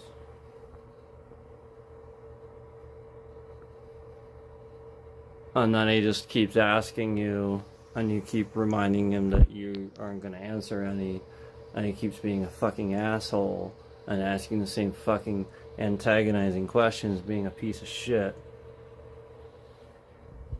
That's called an asshole, not a cop. That's called just an antagonizing piece of fucking shit, not a cop.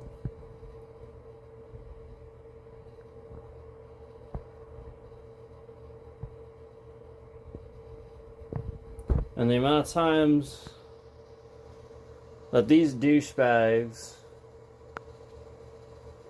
like just, you know, something happens where it's not supposed to happen that way.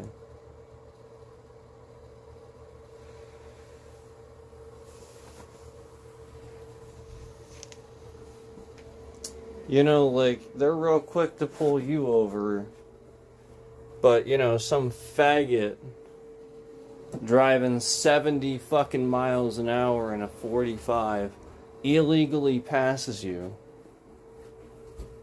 And then fucking 2 minutes later, you pass, not even 2 minutes later, you pass like 4 cop cars sitting on the side of the road doing nothing. Lights off, just sitting there for that purpose. Meanwhile, somebody just passed you illegally going 70. There they are, doing nothing. Wow. Great police work. Do you want a round of applause for that one? Phenomenal.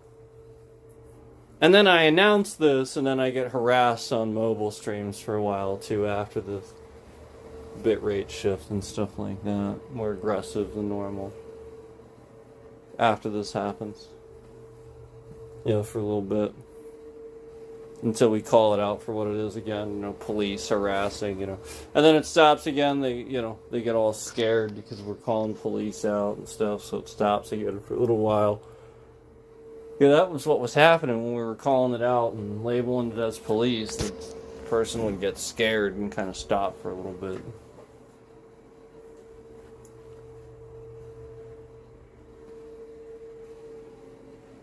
And meanwhile, this is what I see. I see police ignoring crime.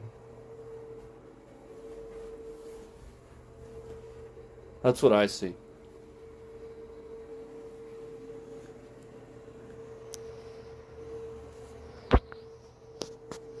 Yep. I see them present, but not doing anything. And specifically in my area. Like, elsewhere I see plenty of police doing things. I see people getting pulled over. I see people getting, I see on the news. I see all kinds of stuff. In my area? Fuck no, I don't see any of that fucking shit. I don't see anybody getting pulled over. I don't see any of this fucking shit. I see none of that fucking shit happening. None of that fucking shit's happening. None of it.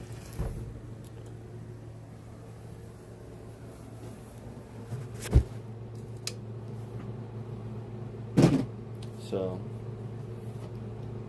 that's the issue in this area. That's the issue.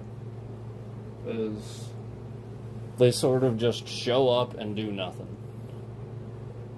They'll just linger around the area and not pull anybody over. Oh, what's that? That guy just went flying the fuck past me at fucking 80 miles an hour? Nah, that's fine.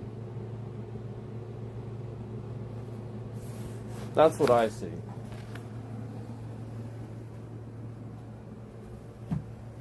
And yeah, I mean, for sure. This is an area where I commuted to work every day, an hour, for years and years and years. And on this road, it was commonly known as people would nickname it the Pennsylvania Autobahn. Because, literally everybody would just drive whatever the fuck speed they wanted. That's the point. And it was just commonly known that. And so, I'll be honest with you.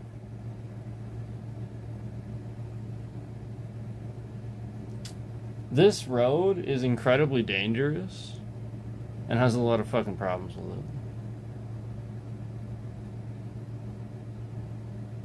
it. Incredibly dangerous, and has so many fucking problems with it. And it's always under construction. It's been under construction my entire life. They tear up a new section every year. Just to never finish it. And this is the Pennsylvania Autobahn that everybody refers to as the Pennsylvania Autobahn. Where, people just drive as fast as the fuck they want. There's all these accidents. All this traffic, and it's bad. It's the road is in terrible condition. So the point is, imagine if it wasn't. Probably have considerably less accidents, right? Yeah. If people could make calculated, smooth decisions with their steering, their braking, their acceleration. Yeah. Sure. Far less. Yes. Absolutely. And you maintained it? Yeah. Police would have an easier time too. Oh, for sure. Easy. You'd be surprised. I think you'd be actually kind of shocked at how that changes more than you'd think. Just fixing a road.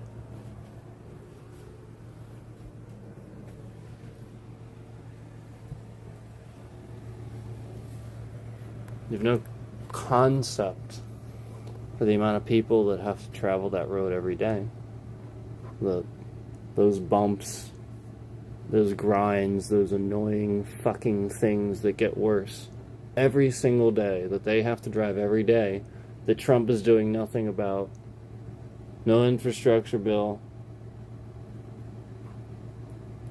Yeah, you gotta patrol these roads, you gotta pull people over.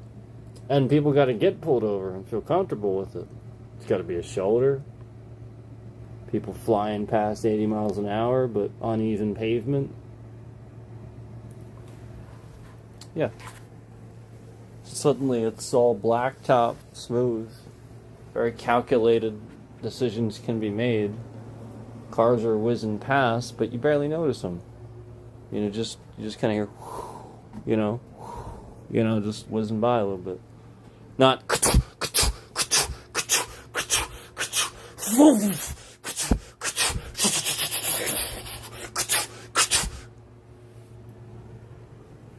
Not that. And not the same depressing bumps every day that destroy your car, that set off wheel sensors, that trip all these fucking car systems and shit like that for no fucking reason, that cost you all this money so that you go to the fucking dealership, yada yada yada. You get the picture. I am so sick and tired of Pennsylvania sitting here and having endless roads. Probably some of the more like it's a pretty big state too. Probably some of the most roads, and they don't fix them. It's just trash. Like one could arguably say, they definitely don't like it when I walk around and show just how fucking garbage these roads are, and that's definitely something I've been doing too. Where I'm holding accountable. And they're like, oh, we gotta spend money instead of pocketing it. Yep, sorry. Yeah, it would be nice. It would be really, really nice to know that, I can drive down the road for once at the speed limit and not have to be concerned that, I'm gonna have some sort of fucking serious problem if I run over one of the 8 million potholes on that highway I described at the 65 mile an hour speed limit, let alone the speed limit everybody else is driving.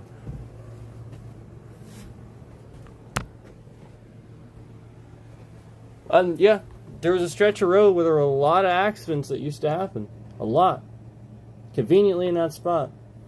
And conveniently in that spot is the same spot where every day, if I was in the left lane, not the right, the left, my entire car would hit a just very sharp chunk of piece of road missing, and it would yank the entire car. And there's nothing I can do about it, because I have to, if in traffic going that speed, you can't swerve. The entire thing will just you can't. So you just have to hit it. And yeah, I see the same thing, so that's what's happening. Somebody's that's unintelligent makes the wrong choice. You get what I'm saying? When somebody, that's the point. That's the accident. The point is you make the wrong choice. You swerved. You did something stupid. You didn't make so the whole point is you didn't use your IQ. You just reacted with emotion.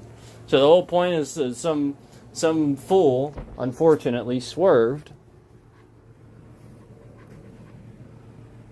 Instead of hitting this pothole, or maybe they hit it and then lost control because they hit it. Because their car sucks or something. I don't know. Maybe that too. Maybe either. Because again, the smart take would be to look at both scenarios.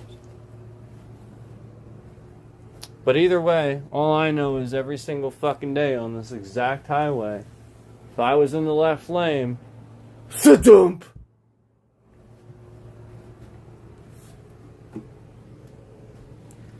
Every day.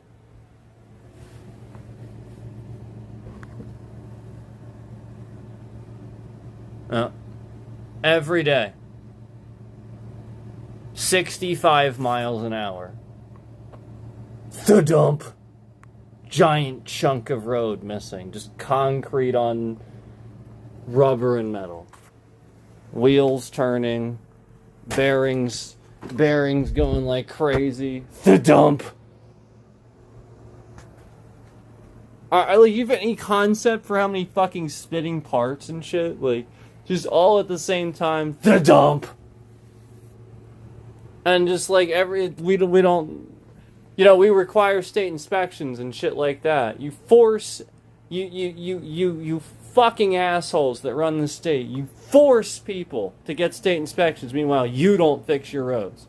You faggots force these state inspections, where I am constantly damaging my vehicle, simply driving the fucking speed limit. Driving through a goddamn Walmart parking lot half the time. We all know I lost a fucking muffler to that. But no. You require a state inspection in this state. An expensive one at that. And then you don't fix your fucking roads. Oh, yeah, it doesn't sound like you're further perpetuating a capitalist scheme to make everybody here, force everybody here to be of a certain median salary. So that it looks like everybody here that comes to the state, oh, everybody here is so wealthy and nice and well-to-do, and you just force the people out of the state. They can't afford to live here. Assholes. Oh, I see it, and I see the local governments doing it, too. It's that last place I worked that I exposed for being not Christian, where they force people out just because they're Spanish. Yeah. Trump voters, bunch of fucking Trump voters. Yeah. And this is the point. This is this area. These assholes in this area that are claiming to be so Christian, this is how they act. This is how they fucking act. They force people out. And then they wonder why they don't have any fucking business. They wonder why.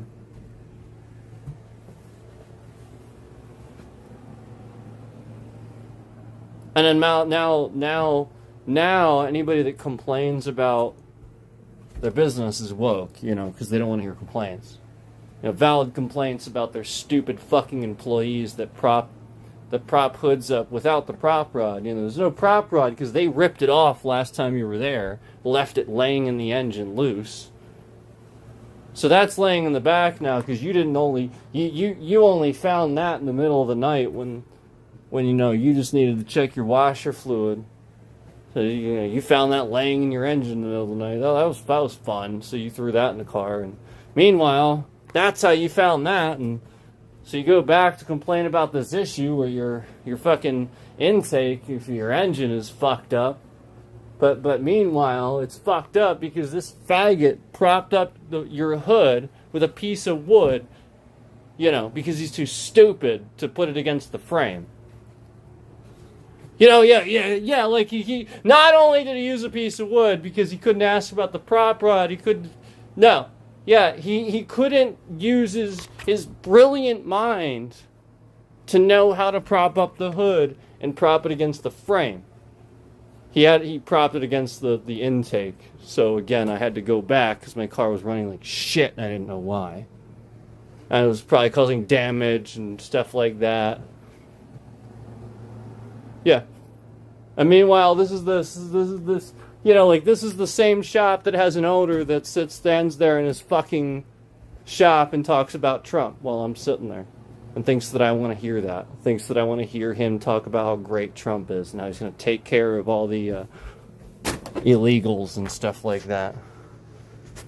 Yeah. These are these are the local organizations. This is how they run things. And then they wonder why they force people out of the area. Well, because they let people. And mind you, I told them I don't want to see this person near my car ever again. This asshole, this little fucking pipsqueak piece of shit. that didn't pull my car in, made every excuse possible on the planet. And again, remember, he was sitting down on the clock doing nothing, and I called him out on it. So that's really why he was pissed off at me. And I was the one coming back because they made a mistake in the first place. His mistake. And when I came back, after being promised my car would never be worked on by anybody else but my mechanic, I came back to my car being told it was done, and I drove over there slow to get it, slowly, mind you. And meanwhile, it wasn't done. They were like, oh, there's some last-minute adjustments. All of a sudden, I wait 15 minutes, and I peek in to see, again, who do you think, standing near my vehicle, who I was promised would never touch it again, and like 10 other people standing around it. Why the fuck's there 10 people standing around my car? Why do you need 10 people to look at what you're doing? What the fuck? What the hell is going on? Get control of your fucking business.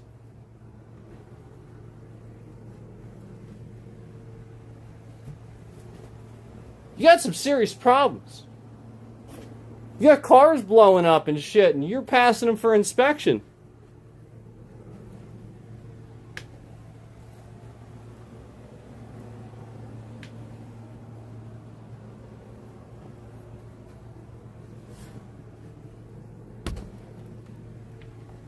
Yeah, you're passing them for inspection. Oh, yeah, that doesn't mean that's fine. The ABS light, that's fine.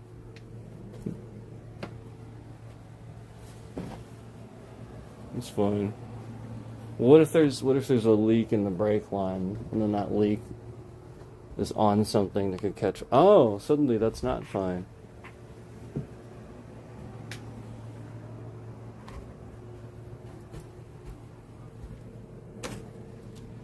The fuck?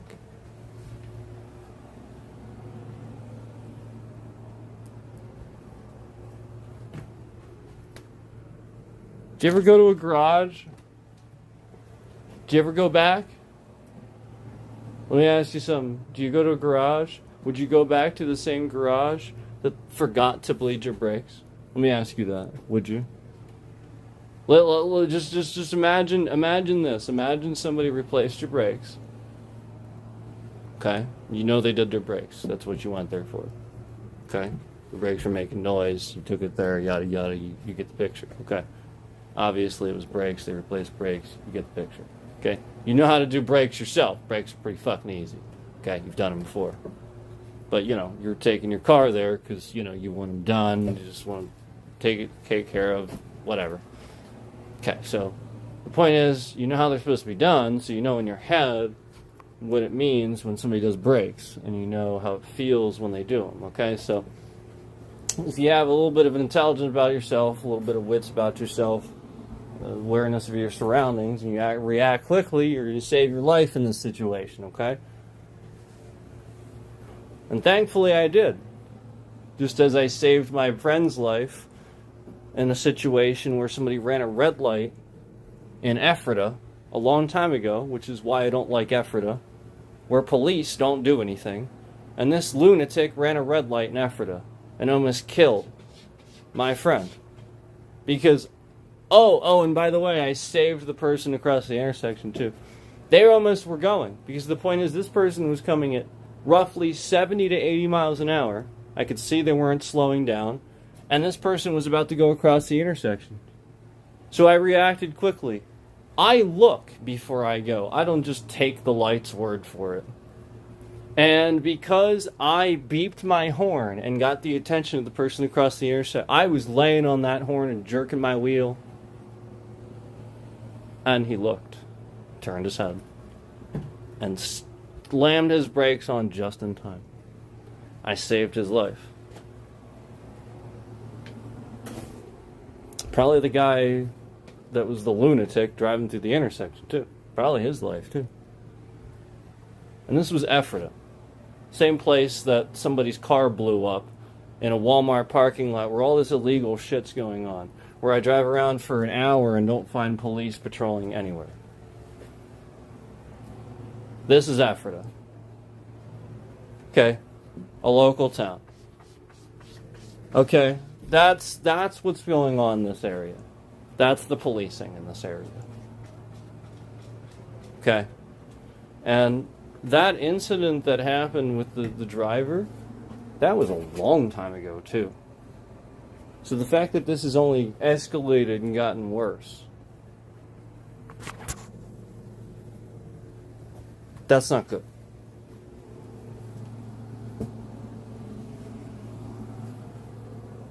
You know, where I'm paying attention, I have an awareness about myself.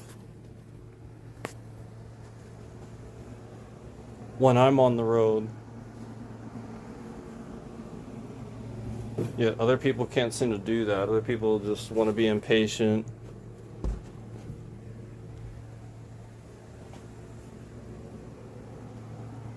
You know,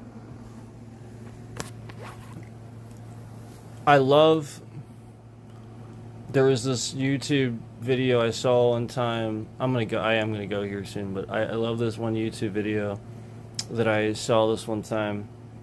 The title was something like, I think it was something like, if people acted how they did in cars in real life, or something like that. And it was brilliant. I think I mentioned it before too. It was brilliant because the point is, that's exactly everything I've been talking about. That's the point. People act like have been treating each other on social media wrong. They've been treating each other as if they're not people, as if they're, you know, objects and stuff like that. But they're people. And that's why people feel so wronged by everybody else. And that's the point. It just goes endlessly back and forth. And so the point is, this video showed that. What if people act like they do, you know, on, in cars, you know, in real life. And,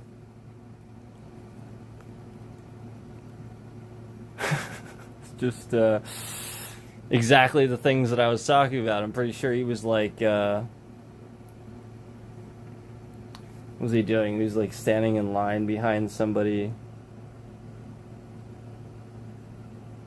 being obnoxious, and like, I don't know. You have to see it. Maybe you should just go look it up. But you know, the point is you wouldn't. The point is, once you see what somebody actually does, like, the whole point is it would be obnoxious, it would be considered harassment. You know, like you wouldn't walk it like, all right, I'll use my examples, you know, like, the whole point is what people do behind me. They want me to drive faster, so what do? They come up behind me. And so, like, the point is, if you were in real life, would you, like, somebody's walking down a hallway, would you come up right behind them? And then just sort of kind of, like, move left and right to the side of them?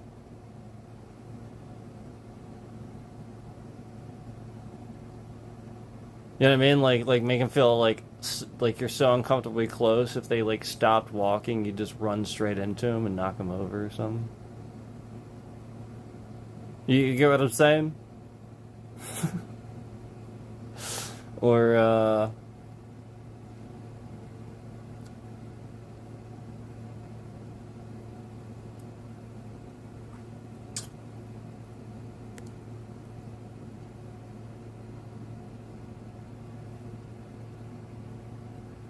well, it's hard to think of. I'll be honest with you. It's hard to think of my own creative life examples. I'm sure I could if I was that, you know, like making a video or something like that. But they did a better job of it. Obviously, it's their video, so go watch their video. It was really funny. It was called something like that. But that's the point. You wouldn't act like that. You know, like, the whole point is, like, you don't fucking act in real life the same way you do when you're in a car, yet that person in another car in front of you is a real person. So why the fuck are you acting like that? You get what I'm saying? You wouldn't, like, go inside a restaurant and act like that behind somebody in line, yet you're in line every day behind some people in cars in your own vehicle, and you're doing that. You know, imagine if you had, like, a little horn or something. Beep, beep, you know, like, there we go, there's one. You know, like, that's the point. Like, Imagine if you just, like, you carried lights around with you and flashed them at people, you know? It's just, it's stupid. You know, imagine illegally passing, you know, like the whole concept of illegally passing. Imagine if you're in line and you just get in front of the line. You know, like the person that passes all the cars that are waiting, you know, on the left, and then just juts in front of the line the last second. Everybody's like beeping and stuff because it backlogs the line because everybody else was waiting. Like this asshole did that. Yeah, that'd be like if you went to the, you know, to like an amusement park and you got in line for a roller coaster and you just walked right past everybody and butted in front of the line. Like, you know, like you just belonged there. Can you imagine what would happen? People would be pissed. Like, you, like, oh man, that would turn ugly quick. These people have been waiting hours. Okay? That's what we're talking about. We're talking about people in cars acting like that unsafely with cars. And we're talking about safety here, too. But the whole point is, that's the reality of it. You wouldn't act like that if it was a person. You'd just be patient and wait. Like, you're doing this because you're a coward in a car and you think you're safe. Like, that's the point. You're in your safe space. You're in a little safe space. You know, like, you're just like the keyboard, you know, when you bitch about people on the internet.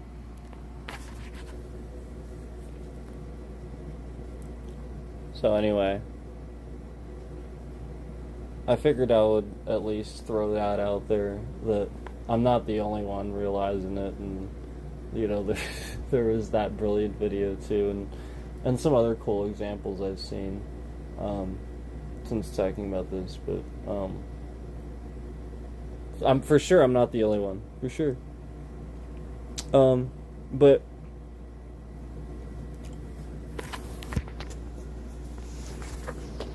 definitely a unique situation, and the whole point is police are being manipulated. The whole point is they're not being given the infrastructure, the funding, and then the training that they should to have evolved by now.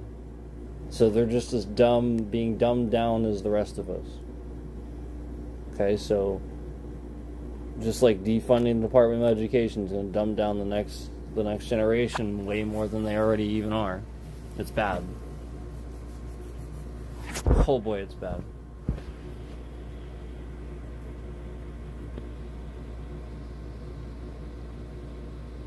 You think our generation, do you think this generation having kids is bad? Holy shit. Imagine this fucking crazy, this online, raised online generation that can't...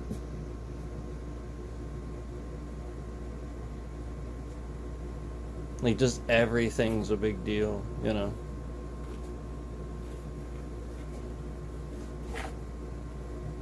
Everybody's feelings are hurt by every little thing. Like, imagine that. It's just bad. It's gonna be bad. Like, the whole point is you need education. You need something to meet that head on. Anyway, I'm gonna stop it there.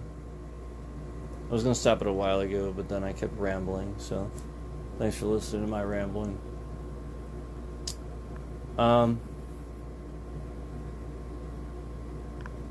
Any last thoughts? Nah, we got plenty of those already. So that's enough. We'll go over some stuff in the, you know, at some point with some of this, so you can see the, you know, the numbers that I was talking about and stuff like that. But anyway,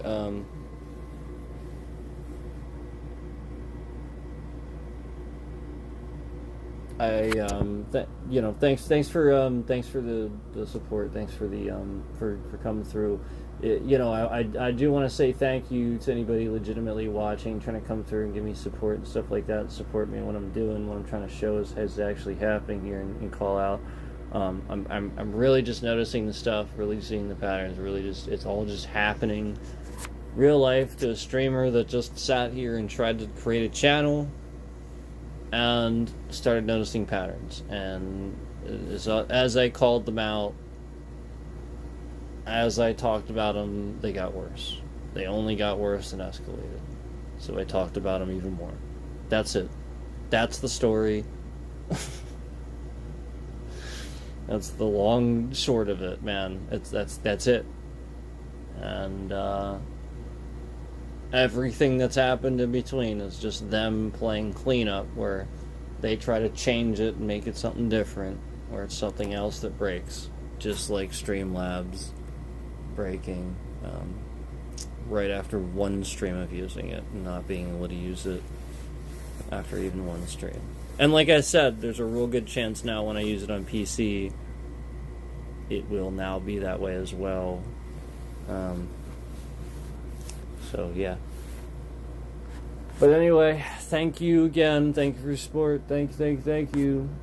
Appreciate it. I guess that was a final thought. So cool. We got a little final thought there. A little summary. Thank you.